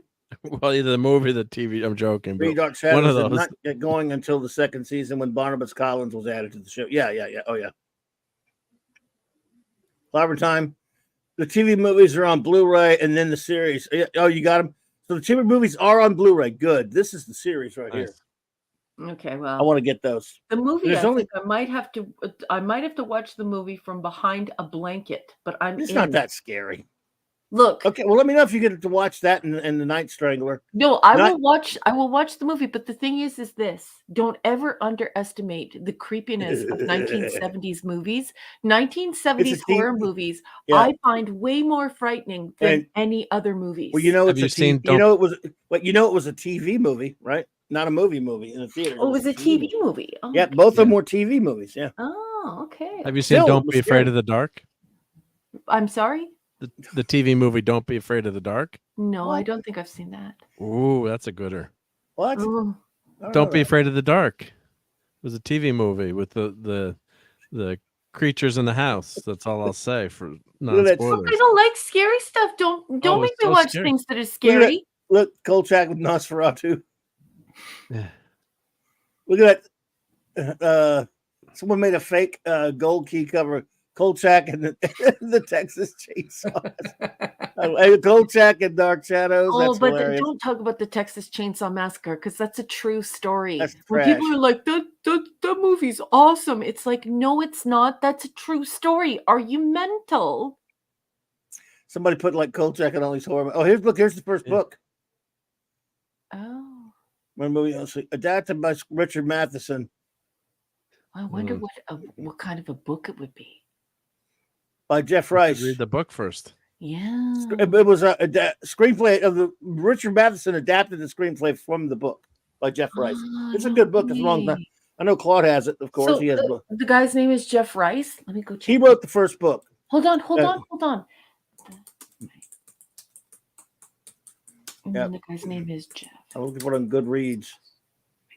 4 stars on Goodreads. That one. I'm gonna go get my fill. Jeff Rice. Amazon Books. Hello, Amazon Books. Ooh, it is not in print and it is not available in the US or Canada. So you know what I'm going to do, everyone? Everyone pay attention. Where is the nerd going? Abe's Books. That is correct. You just go to Abe's Books. Abe Books. I love you, Chloe. So that's the cover of one of the covers of the books, anyway. Jeff. I think that's the one I had. That looks like the cover I had. I have to ask Claude. He has it. I remember one year at Dragon Con, there was a guy walking around as Kolchak, and when I recognized who he was, he said, "Oh my God, you're the only one that knows my costume." Yeah, like, we thought you were just wearing a nice suit. Seersucker suit. Oh my God. It is not at Abe's Books either. Wow. I'll ask Minimus. It's a rare book. Minimus. He might have Minimus. He might have it. Barbara Times, I got the book, but it's just an adaptation of the teleplay. It's what we had to get before there were VHS tapes. Yeah. Wait a minute. What the hell now? I thought it was a book first.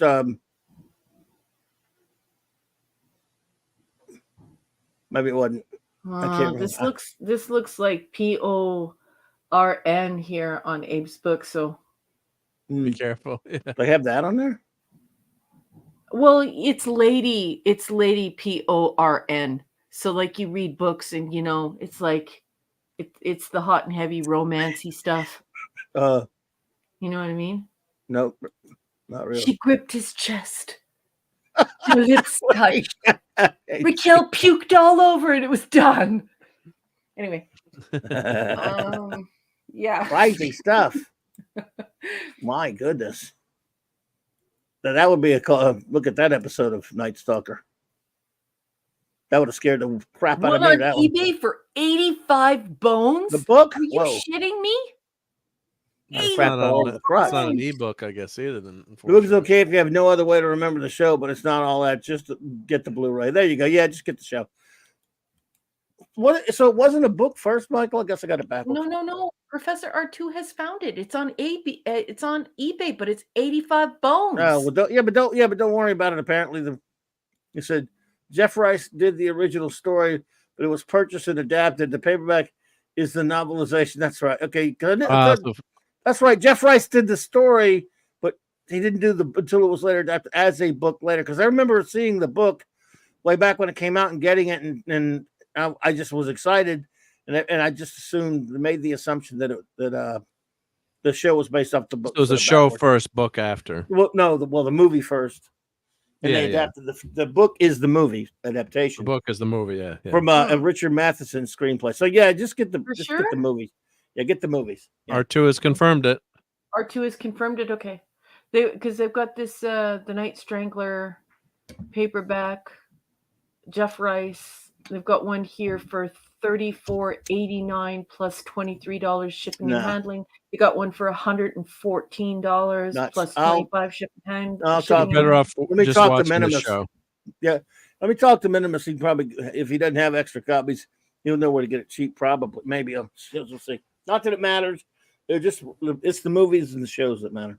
And you might not even like it too. So you might think but I like books. What about going to the library? Of course, the library wouldn't have that book either, I guess. Yeah, and now I don't trust libraries anymore. Libraries used to be normal places, but like after 50 Shades of Grey came out, this lab took samples from the book and they started talking about all the different. Oh no. I'm serious. And so like now it's just like, do I really want to read this book? Do I want this book? I would never read 50 Shades of Grey, but now that I know what other people are doing with their books, I don't want to get any books from the library. Well, you can rent, you can take ebooks out of the library now, so that would be very hygienic. It would be hygienic, wouldn't it? I mean, that's why I just buy them now. I just buy my books. Even when I get the used ones off of Amazon, I always take a bleach wipe to them. Always. Jeff Rice is best known as the author of the Kolchak Papers, a novel he finished on October 31st, 1970.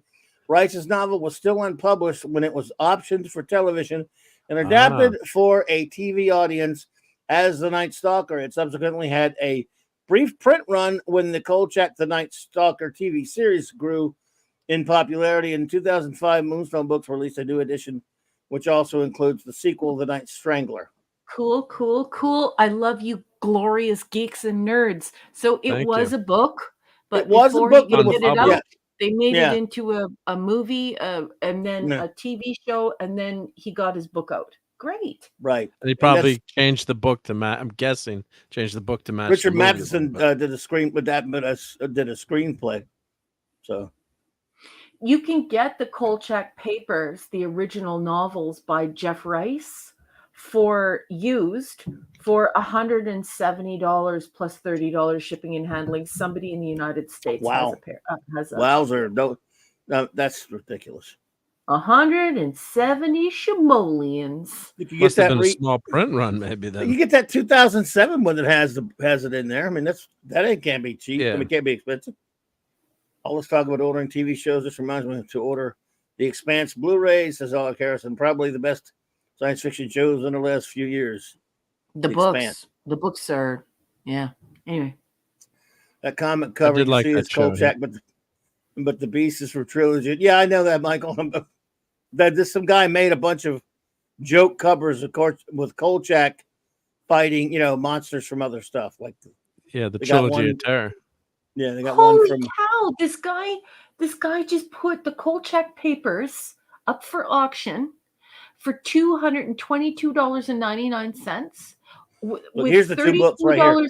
$32.48 in shipping and handling from the United States.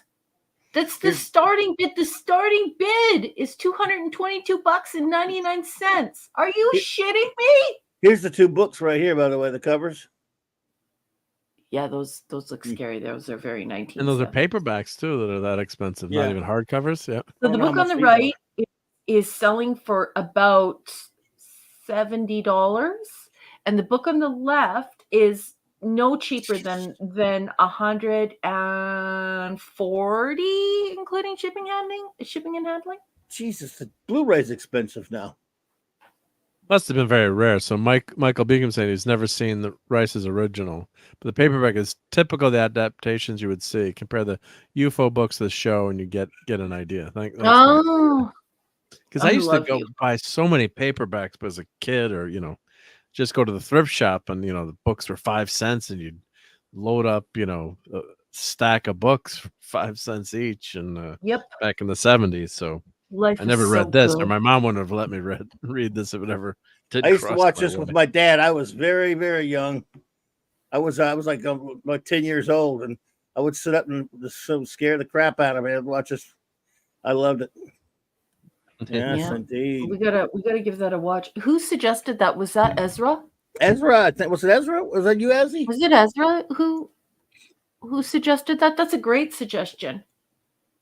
And I do eat a lot of garlic, so I prepped to watch Well, that show. you have to make sure you have a lot of garlic in the house before we start watching Well, this. you want to watch the movie and review it next week? Well, I'm kind of scared of the movie now. Why? It's not scary. It's not scary. Okay. I mean, it's got it's a TV movie, right? Mark, it might can be you put spooky, it to the special cloud in the special space? I'll check it. Yeah, I'll get it. Yeah. Thank you. I mean, Scary. Okay, it's scary in that sense, but I mean, you like gothic horror. You said that's scary. I do love gothic horror. Well, 6-year-old me was very scared. Okay. I mean, but we don't have to. If you think you can be scared, then don't watch it. But yeah, no, I'll watch it. I'll watch it. Larry says he wants us to do the Twilight Zone original series. I'd be up for that. I'd be up for it too. Okay, can we do that? I don't know. Can we? We can do anything we want as long as Clobberin Times approves, because he's the captain. We can do. I mean, I don't know. Like, mix it up a little bit. Do one episode that one week, to do a different show the next week. I want to get back to a Star Trek comic, but I'm trying to figure out which one to do. But I don't want you to be scared, though. I want to do it in order. I know that. Well, we'll do it in order. I don't want you to be scared, though. I won't be scared. If it's too scary, I'll shut it off. But watching the Twilight Zone original series in order on this show would be so fulfilling. Dun, dun, dun, dun. I don't have the whole series. Well, I know this magical cloud that happens. I have it, and it's also available. You don't have Paramount anymore. Paramount sucks anymore. It's on Paramount? Yeah. Oh yeah, I have that. The whole series. Yes, it was me who suggested. Yeah, okay. Yeah, good one, Ezra. I'm gonna look up. Like I told you, I only watched part of Sapphire and Steel once, but I am going to give it a try. I will give it a run, and I'll let everybody know, because it does have the great David McCallum and the lovely Joanna Lumley in it. So let's see here. We'll take a look at it right now. And Michael Beacom suggesting the Outer Limits series, because everyone has done Twilight Zone. Well, but Larry asked for Twilight Zone. I mean, I think we'll end up doing both someday. I mean, yeah, I mean, Larry. Yeah, plenty of time, hopefully. I love things in order. Well, we're gonna do them in order. Because then you say you've done it all. I don't want to be like a chicken where I'm just like, pecking away on I don't know where I'm going, Like a chicken man? To do the Outer Limits original series. I would love to do the Outer Limits. It's not 5 seasons, it's only 2 seasons. Everyone has done Twilight. Have they? Oh. Well, I love Larry. But yeah, I would love to do Outer Limits, because it's pure science fiction. But if we can do Outer Limits original and we could do it in order, I say yeah. I say hell yeah. But then we have to figure it out, because Volchak's short, yeah. But because I mean, I don't know. We got to flip a coin, Outer Limits or Twilight Zone. We have people that want one, somewhat the other. Hey, let's do a poll. Okay. Right now, you mean? Or like later? Well, if you do a poll. Do it on the community tab. Do it on your community tab. Yeah, you could do it on your community. Okay. Not everybody sees that, though. I guess they could if they're. Yeah, but tweet it out then, too. If you're subbed, I mean, I guess you'll see it. Do y'all see the community tab? Let me know. Yeah, you can see it. And then if you tweet it out, too, so people know about it, and mention it on the show a few times, too, so. Otherwise, if you just do a poll now, there'll only a few people vote. I'm going to look for Sapphire and Steel. Hey, Ezra. man, we have 81 people here right now, including the people on X. It's not bad. Can't be that many. Can't be that many. It is that many. I'll show you the What are they numbers. thinking? Very cool. See, I love the original Outer Limits. I mean, I like some. I know Mark really loves the new one. I love both. I've I watched mean, some of it, but I know you do, but I'm saying I've watched some of it. And like, for example, that one we watched last week, I'd never seen it before, and I liked that one a lot. This one I had issues with, but now I'm remembering some episodes, so I like it fine.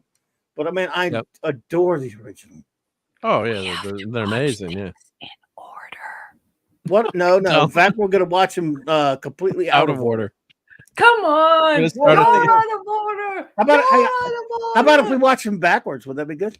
No. Yeah, because an anthology series, it doesn't matter. They're all each individual episode. Yeah. Look, watch this thing in order. Larry doesn't care. Just doesn't matter. If everyone's done TZ, he wants it. That's right. We haven't, right, Larry? I love you, Larry. Sci-Fi Nation, hello there, welcome. Sci-Fi Nation. Let's see. Michael Beagle says one series I think you'd love would be Search, originally Probe. Yeah, it's interesting. It's not really science fiction. It sort of is. My first Meredith, it was years ahead of its time. The pilot was called Probe, and that's where you got that logo you used, by the way, for the Probe card, number one, for the Search pilot. Yes. But anyway, the pilot was called Probe, then the series was called Search. And I bet, it's so obscure. I will right now try to Google it and watch it. I won't even be able to Google it. Well, I will if I do it like this.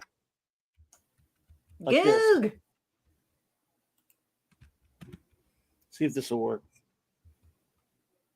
Nope.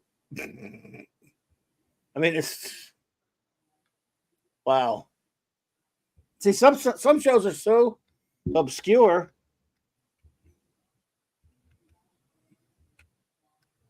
That you can't even find them. It's true. Google them. And trying to look for the problem is trying to look for V the other night. I was trying to look for some V stuff, and yeah, it's a pain to look. Let's see here. I found it finally, but yeah. I got it. Maybe we'll do it this way.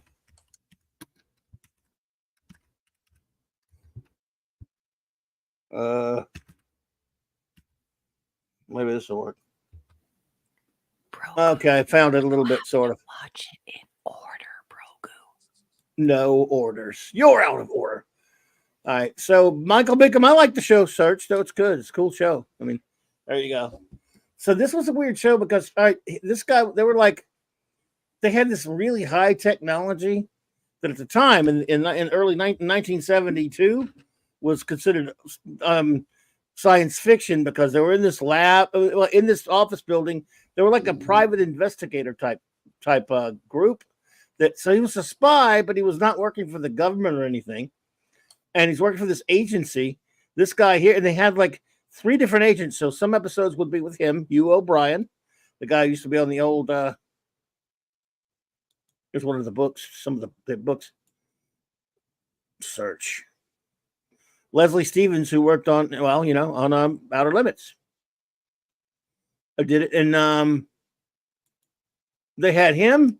Doug McClure was the star in some of them, and Tony Franciosa was the star in others. And Burgess Meredith was a regular. It was always on. He was the tech guy. He was the Burgess, the great whack Burgess Meredith. So Michael, I liked it. I've watched a bunch of them because I had a buddy of mine who this was his holy grail. To get this show on DVD, he never thought would happen. To get copies of it, it's only like 30-something episodes. To get copies of it, he thought, never in my life will I ever get to see this show, he thought. For years, in the 80s and 90s, he talked about it. He said, World Security's Pro Division programmed retrieval biometrically enhanced. They would wear this little thing. He'd wear like this necklace thing or whatever, and they can see everything he sees, hear everything he sees, and they can talk to him, and he could talk to them. It basically had Bluetooth back in 1972, and it was like, high technology, right? But he would just go on these, these, I guess, missions you would call them. And it was crime, like, like investigative stuff, spy, similar to a spy type thingy, if you know what I'm saying. And this is a guy, but this guy used to be on this old, he used to play Wyatt Earp on the old show, The Legend of Wyatt Earp. That's him. And of course now this is him on Search. He got a little bit older and has very 70s hair right there. Hugh O'Brien. So yeah, that's Probe. I mean, that's Search. The pilot was called Probe. So there you go. Nice. Crazy, wild stuff. Yes. Thank you. RR. Thanks, RR. He says, Clobby, the station where 70s sci-fi survives. Yes, sir. Right. I love me some 70s of anything, comics. Sci-fi. Thank you so much, RR. Monkey says, I was part of an internet group, and all of us were about getting it on DVD. Finally happened. Oh, wow. Yeah, I mean, when it came out on DVD, I think, wasn't it Warner Archive? One of them was like, my friend, I mean, he was over the moon. He said, I'll never get Probe on DVD, but at least he got Search. My Probe, not the original, not that one. My Probe show. Parker Stevenson one. Yeah, the real Probe, because that's Search, even though the pilot was called Probe. And I'll never get my Isaac Asimov's Probe on DVD, but he got this and he couldn't believe it. It's like 30-something episodes, and so he'd bring them over. This was like, I guess, 2011 or 10 whenever this thing finally came out on DVD. And he'd bring over someone's talking about Quark. I mentioned Quark, yeah. Yeah. He's got that came out on DVD of all things. I got that. I bought that on DVD. You bought it? Yeah, he got Quark. I got the twin edition. Quark number one was in the late 70s science fiction spoof show about a spaceship. It was a kind of a spoof of space shows. The ship was a garbage cow or whatever. It was the Enterprise as a garbage cow. Yeah. It was Richard Benjamin. Richard Benjamin and two hot robot chicks. Oh, yes. Oliver Belamonte. I definitely saw the Edison twins. I actually even remember the whole song for the Edison twins. Yeah. That's really okay. That's a science show. Oh, okay. There you go. The Edison twins. They're these twin boy and a girl, and every week, it's early 80s in Canada, and educational TV. Well, it's involving me, so what do you think? Yeah. No one else would be caught dead watching it. And what year did the Edison twins come out? But yeah, they would face something, and they would have to solve it with science.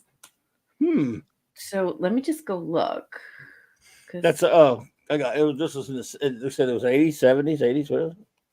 No, 80s, it was 1984 to 1986. Yes. Anyway, so they would face a difficult problem, and they would always solve the issue with science. And I definitely remember that show. Nice. They're always getting out of trouble when they get in Life with the Edison twins. Sponsored by GE or Westinghouse? No, I don't know. I wish I could remember the song. It's something about Westinghouse. Always getting out of trouble when they get in Life with the Edison twins. Anyway, I don't remember I remember the song, but I don't fully remember the lyrics. But yes, nerd shows. Oliver Belamonte, thank you for bringing up nerd shows. I love nerd shows. And 100% watch that show. Wow. Sorry. Oh my goodness. Nothing sorry about that. I love it. Well, it's probably getting late for you, isn't it? Yeah, I got to finish the Fortnite season, but I do have one quick, because Fortnite ends tonight at 3 a.m. It's hard, but I do have one quick enabling that I promised earlier. Okay. So I'll do that really quickly. It's a quickie. Sure. I guess I don't know if everyone else doesn't mind. Do you mind if we let Mark enable you all? Enable. What do you say? Enable. Engage. So this was on sale. Ah. Little People Collector, Star Trek Special Edition, and there's a really cute Uhura here. So they don't have all the characters. They only have 4 characters, which got me mad. But I did buy it because it was on sale. It was on sale earlier today for $12, and normally Good night, Michael it's Beacom. $30. Look at that little Take care, Michael. tricorder. Good night, Michael Michael and and Cassandra Cassandra. Beacom. You guys are the best, and I just love being friends with you. Thank you for your marvelous company and for just being you. Michael and Cassandra Beacom, you are such a special couple, and it is wonderful, wonderful to call you friends. Yep, absolutely. Great to see you all. Great, take So they care. only Yep. have 4 of them. Oh, the other ones are like Yeah, the McCoy, Cardboard. Scotty, and Chekhov are cardboard. cardboard. Gotcha. So What you the get heck? yeah. So, but I Why still are they bought it. cardboard? I don't know. Well, they It's didn't weird. do the whole crew. They only did. There have never Weird. been standees on the bridge. Why are No. there standees on the bridge? That's Yeah. weird. What weird. So they did Kirk, Spock, her, and Sulu, but Mr. Screw Loose for some reason. They're too young. They look they're too very young. cute though. They're very, very cute. I Ahura looks cute. The rest of them look too young.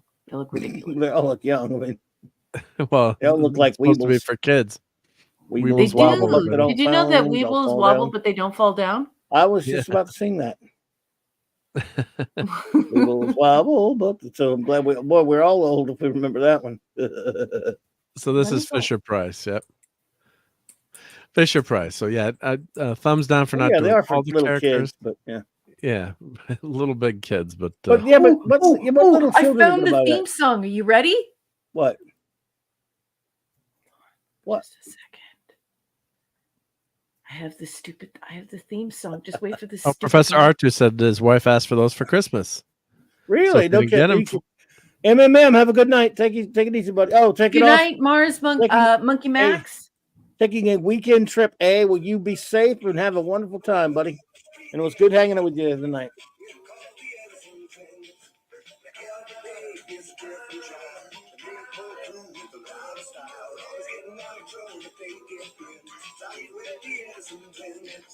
Oh my gosh, I was the biggest nerd. Yes, you were, and you still are. Wobble. I thought it was Wow. Weebles wobble. But Wow, no wonder no one hung out with me. It's just me and my books. Name my Professors. books, yep. Oh. So you bought that? I did buy, yeah, because it was $10 today, or $12 now. It went back up to $16. But you know they have those flash deals. Oh, flash sale. But Oh, wow. Yeah, but it was $25 for most of the time. But so I keep my eye on things, and I thought it was cute. I thought it was a fun little thing. Cassandra says, "Did you see the TV series Beauty and the Beast with Ron Perlman?" I did. I I watched that when that came out. I did not watch it. However, I she saw said, "Did I see it?" I have seen it, but I did not watch it. Cassandra, back when that came on TV in the 80s, late 80s, when I was my then future ex-wife, when I was married, I was not allowed in the room when that was on. Because you'd make fun of it. Because So I made much, fun right? of it so much. You'd make fun of Vincent. And, Episode is a Catherine. I love you so much.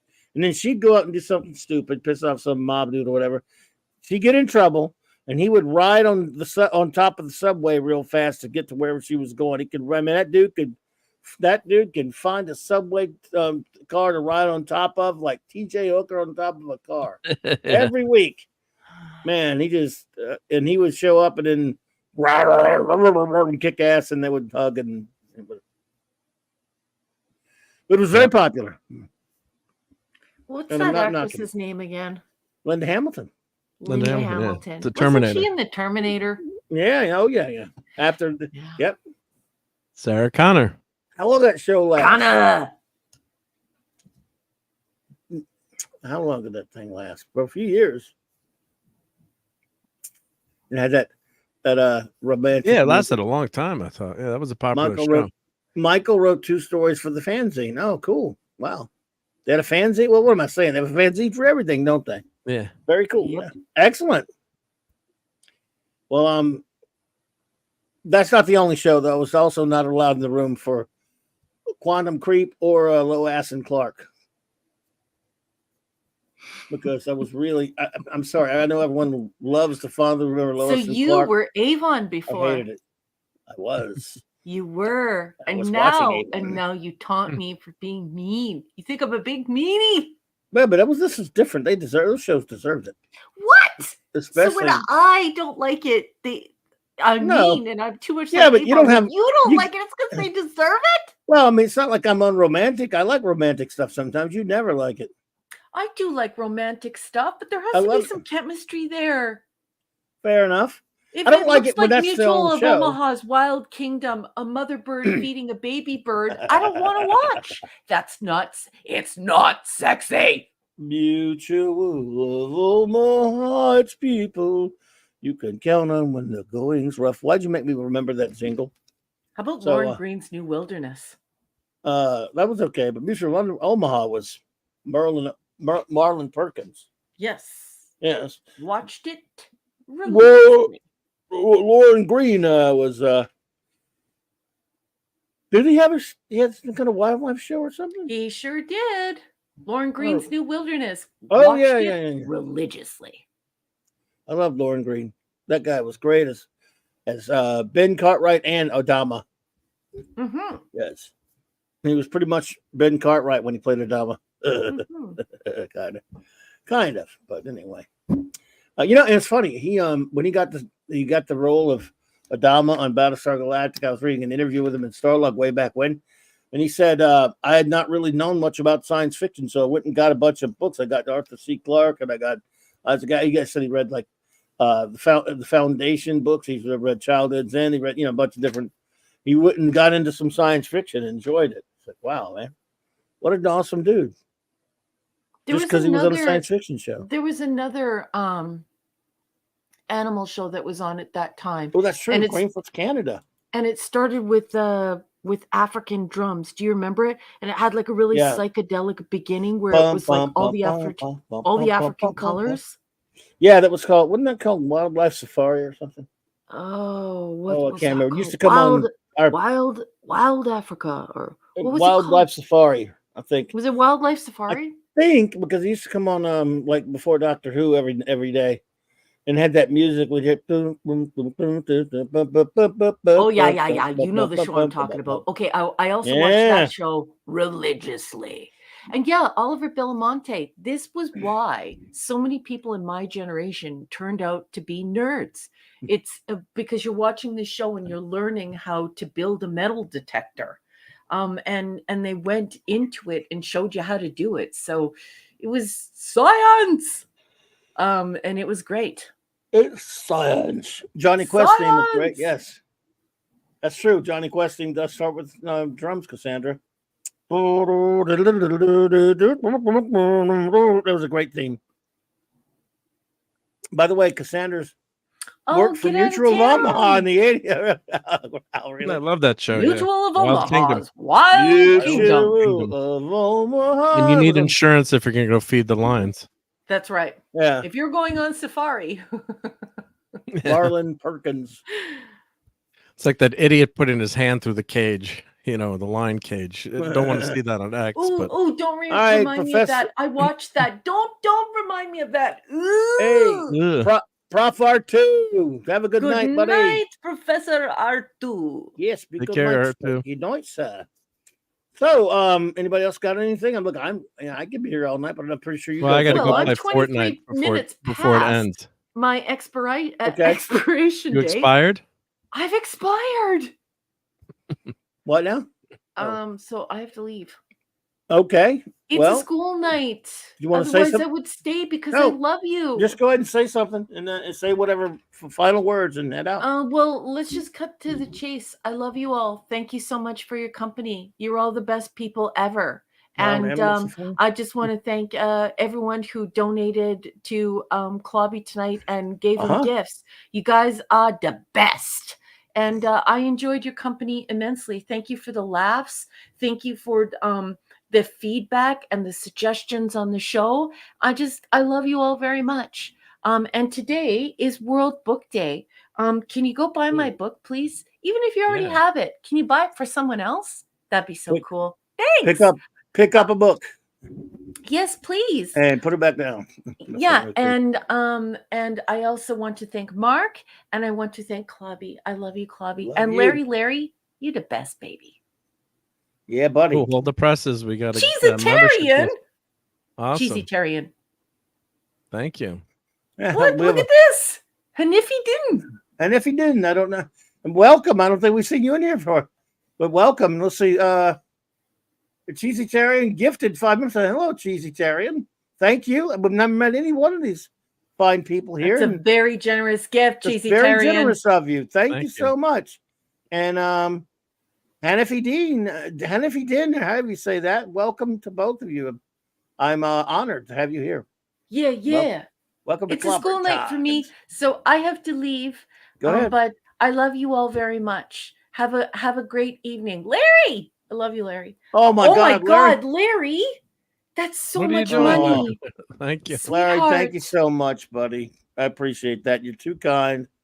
And we're going to make a decision. We'll do a poll next week about Twilight Zone or I don't know. We'll see if they want Twilight Zone. If you want Larry.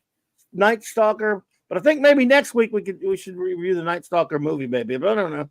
I want to mix it up a little bit until we get the comics thing straightened out. Yeah. And don't worry, Mark, we'll do more. We should do Twilight Zone, the original series for Larry. Okay, I love you all. Good night, everyone. Love you. Take care, and I gotta head out of here soon. Yeah, nothing. Because the Fortnite season ends. I got to get 2 more levels. This sounds very selfish, but I got to get get 2 more levels before before 2:30. So. Cheesitarian gifted 5 memberships. Thank you, Cheesy again. Thank you so much. Wowzers. That is. I don't know what to amazing. say. It's I'm a little lost, but thank you so much, Cheesitarian. You shouldn't have. Said Larry made me do it. Larry made it do it. Yeah. Heiress of Chaos. Where? Eris is Eris here? He says, Heiress of Chaos, welcome. I don't see Eris. Maybe I should look in this. Oh, let's see here. Maybe she was gifted a membership. You don't have to be here to receive a membership. Oh yeah. I don't see her. Yeah. But anyway, a lot of people were gifted memberships. Anyway, thank you all so much.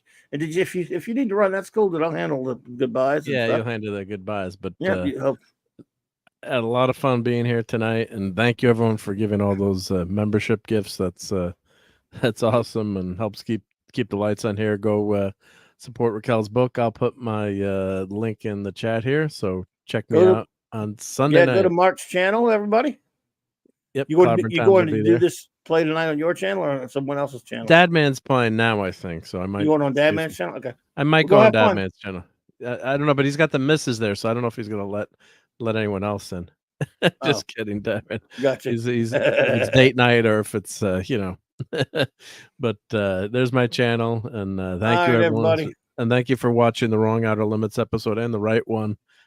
Yep, no problem. Don't worry, we'll do more Outer Limits. I want to mix it up, but yeah, I promise. If you got other episodes you like, thank you. But all right, because mixing this stuff up obviously is too much for her. Well, we got to normalize Raquel, yeah. Especially in the anthology series, it's okay to watch. We're not going to get her to do this out of order stuff. It's just not going to happen. She did it for me these last 2 weeks. One time, no, she didn't. Oh, that's right. She only watched one wrong episode. So. Oh no, but she did watch the wrong episode. Yeah. All right, dude. But thanks. All right. Appreciate it and have fun. All right, everyone. Take care. Yep. Storm in the castle. Thank you. Yep. See you soon. Take care, everyone. I will see you Saturday night, right? Yeah, I'll be here. I'll be around Saturday night. Yep. Looking forward to that. Thanks. Take care, everyone. Hey, there's Lisa. Let's play Fortnite. She said, "Get your ass to Fortnite." Hey, Lisa. All right. So, well, thank you, Tetrarch. Appreciate it. Your Muslim uncle, thank you for the super chat, buddy. Oh, good night, Oliver Belamonte. Thank you for being here, buddy. Says, important question: would you like any toast? Would you like toast? I would love some toast if you're making it. Ask Mark D of the Sea if he would like any toast. So, would anyone like any toast? You guys have fun playing Flirt Night. Okie dokie, my friends. And by the way, Ezra, yeah, I saw that the animal series was called Wild Animal Safari. I thought it was, well, I thought we had one called Wildlife Safari, but it could be something different, I guess. We could be thinking of two different things. I know that we had, I'll never forget that in the afternoon when I would come home back in the 80s. Thanks again, your Muslim uncle. I would Doctor Who would come on at 6:00, and I had my recorder, my DVD, my VCR in the early 80s set to record Doctor Who. And when I would go home to watch it, you guess the last couple of seconds or minutes or a minute or whatever of the previous show, and it was the end credits of a show called Wildlife Safari. And it would go bum bum bum bum bum bum bum bum bum bum bum bum bum. Cheesiteria, who don't like a little fork knife? Don't know. What about Doc Tari, says L.R. Garrison. What about it? With Clarence the lion or whatever? I remember Doc Tari. So, yeah, let's see here. Now that there's no Clubhouse because they all left on me, so I'm going to start bailing out of here in a second. I will do some show notes and then some shout outs, okay, my friends? So, show notes are as follows. Tomorrow, Friday afternoon, Friday evening, I should say, 7 p.m. Eastern time on my good buddy J-Man's channel. J-Man and our good buddy Sean and I will be continuing our Fearless Fridays and our reviewing Frank Miller's seminal Daredevil run from the early 1980s and in the 80s. We got a few more shows to go. We do 3 issues each, and then we're going to do finish it up with Daredevil, Frank Miller's Born Again, Daredevil classic. And then in a few weeks, when we got that knocked out, and we're having a great time doing that. It's a brilliant comic. We're going to have Fantastic Fridays. And we're going to review all of Jack Kirby's epic run on Fantastic Four. Fantastic Four number 1 through 102, and then 108, and annuals 1 through 6. So Jack Kirby's extraordinary run on the Fantastic Four is next, and really looking forward to that. But anyway, in the meantime, still Daredevil, and after Daredevil's show tomorrow night on J-Man, I'll be over on the great Nick 32 Flavors of Nick Weiser's show, my buddy Nick's show at 8:30 p.m. Central Time for the Friday Night Comic Shop Talk with the Friday Night Comic Shop boys, talking some comics. I don't know what yet, but we'll be talking some comics for sure. Let's see. And then Saturday night. Yes. Saturday night. Excuse me. Saturday night. Well, we'll have Saturday Night Star Trek, of course, like we do every Saturday night. Except it will be an hour later than usual because it was my daughter's birthday this week, and we're going to have a big celebration this Saturday, and it's kind of out of town. It's a little ways out there. So I'm going to be an hour later than usual. And we won't have any Voyager episode reviews. We're just going to have some open Star Trek talk with number 1 and Mark. What's the most obscure TV show that got a DVD release? That's worth a watch. Well, Cheesy Tarian, I would say, I mean, it's pretty obscure if you can find it, but there's so many, I don't know, but there's some obscure ones have gotten them. I mean, the show we were talking about earlier, Search is pretty rare and obscure. So let's see. And then, of course, again, that's going to be 10 o'clock at a special time, 10 Central. And then I think aren't we having like daylight saving times coming up this weekend? Anyway, end your week as a geek on the great Mark D with the C's channel, our chief engineer, 10 p.m. Eastern Standard Time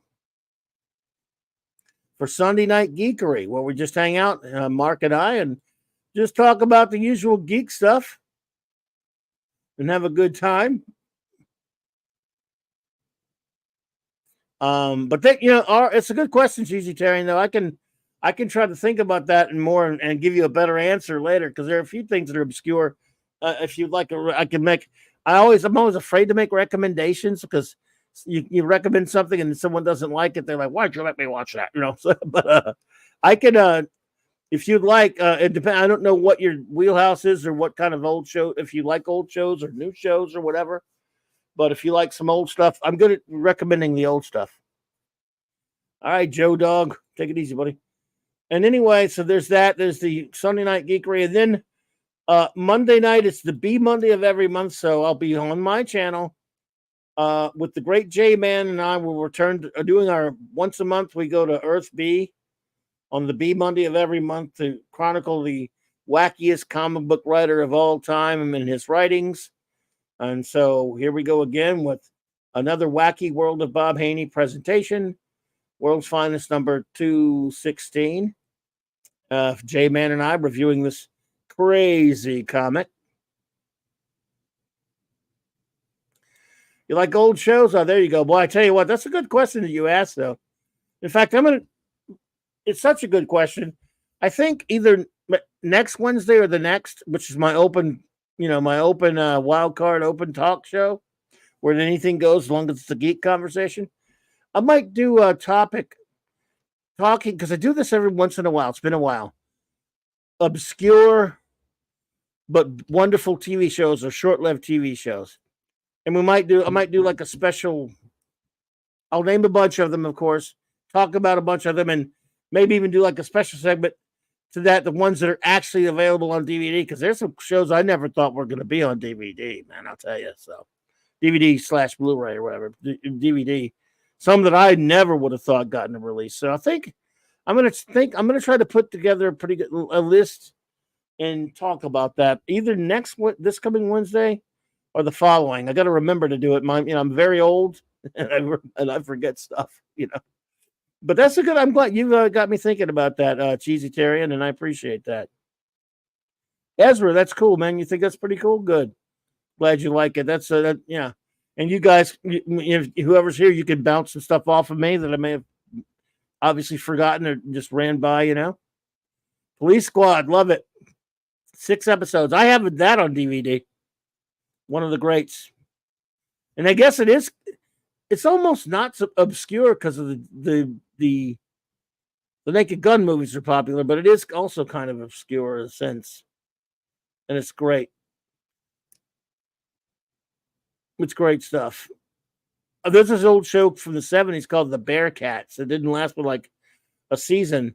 A buddy of mine who wanted that show searched to be on loved The Bearcats, and then Rod Taylor was on it.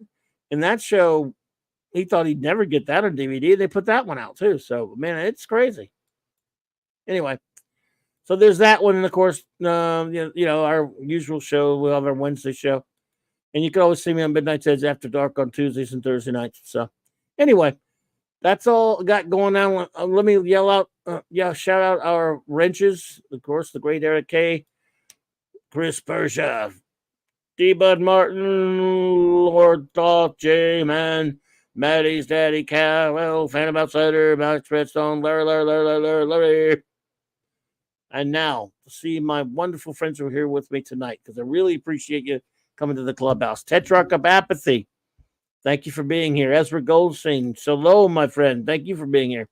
Cheesy Terrian, thank you so much, and thank you for your kindness and your kind donations. I appreciate that so much. And for purchasing those memberships.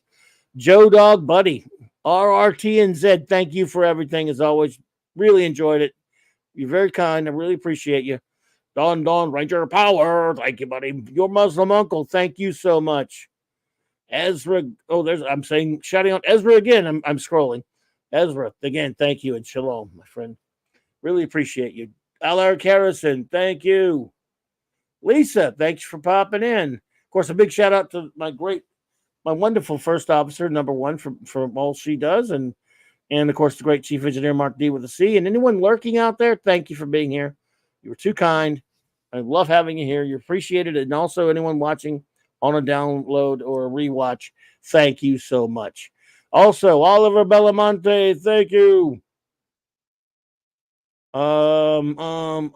Cheesy Terry, and thank you so much. I really appreciate you. You're very kind. Again, thank you, Larry. Again, thank you so much for the membership gifts. We really appreciate that. And if he didn't, thank you for stopping in. Good to see you. Thank you so much. The Beacons, the wonderful Cassandra and Mike, the great Michael Beacon, both of you. Thank you so much for hanging out with us tonight. I really appreciate it and all you do. You're amazing. We love you guys. Let's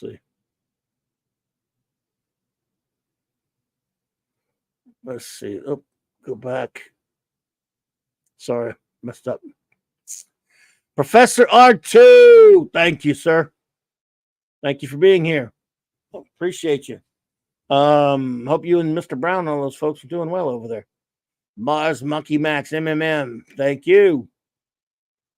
I have to scroll. I'm scrolling a little bit, folks. It takes me a while to get to somebody that I want to get everyone shouted out. Sci-Fi Nation. Thanks for being here. Brogu from my old hometown. Thank you, buddy. I just appreciate all of you for being here. It really means a lot to me.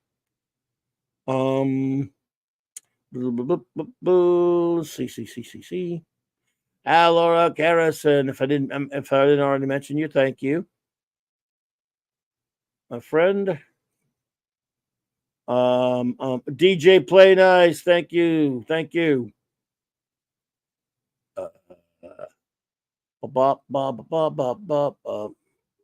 Darth. Thanks for being here, Darth. Thank you. In case I didn't mention already, Oliver Belamonte, thank you so much.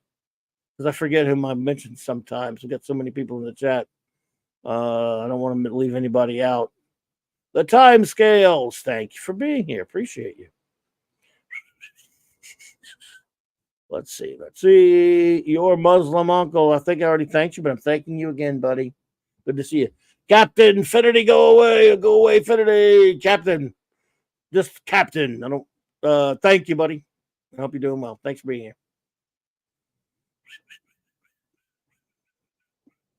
Ba. All right. I'm sure there are plenty of others I have not gotten to yet, folks, but I will. Takes a second to get to everybody. So I have to vamp it till I get to the next one that I have not shouted out yet. Shouted out yet. Shouted out yet. Haven't shouted out yet. Oh dear. Ravenscroft, thank you. We could be playing the game of Rassilon at this very moment. Zacharat. Hey, Zacharat, thank you. Your tone doesn't inspire much confidence, Doctor. I gather we are not expected to win. Come along, Brigadier. Picasso. All right, thank you, Picasso.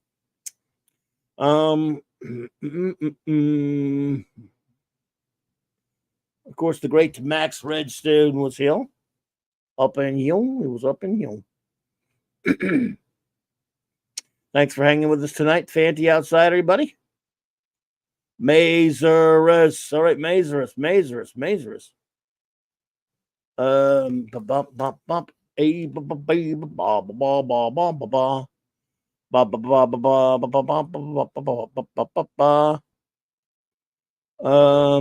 Sheet. We'll get to some new ones, folks. I know I haven't gotten everybody yet. Adrian James.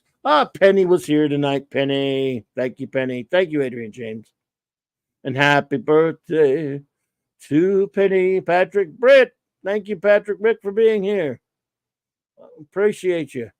Happy birthday to Penny. 1701 Tex Brother. Thanks for being here, buddy. It does my heart good to see you here, as it does the great Joe Dog, buddy. Happy birthday, dear Penny. Wes Cagle. Hey. Canadian Spider-Man. Does whatever Canadian Spider can. Spins a web in Canada any size. Catches thieves in Canada just like flies. Look out. Here comes the Canadian Spider-Man. Can he swing from a Canadian web? Listen, Canadian bud. He's got Canadian radioactive blood. Can he? Is he strong? Listen, bud, that's what I meant. Can he swing from a radioactive thread? Anime Night. Thank you. From a Canadian thread.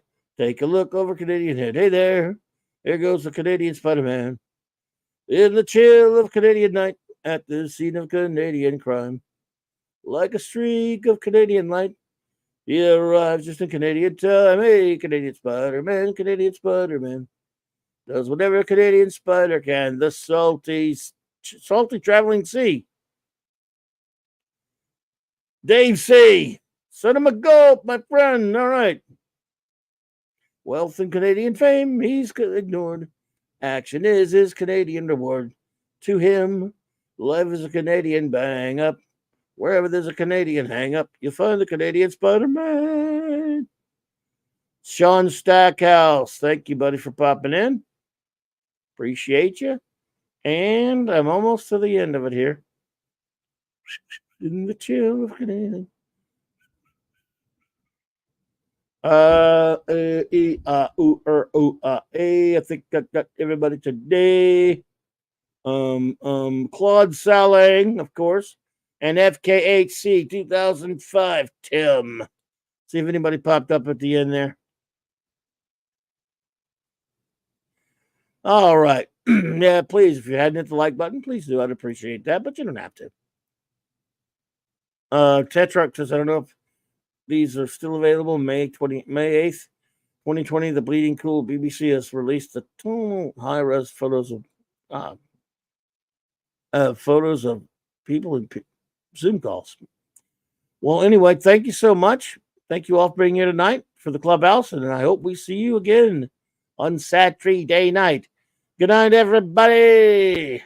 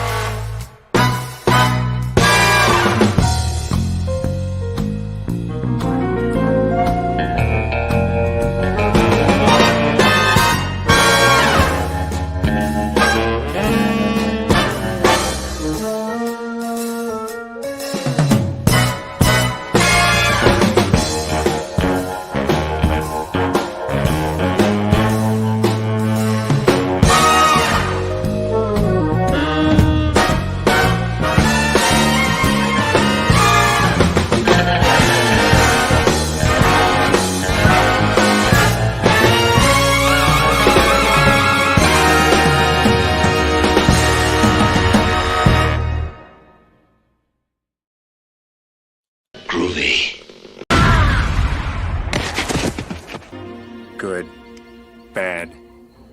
I'm the guy with the gun. The word is given. I just love clobbering time.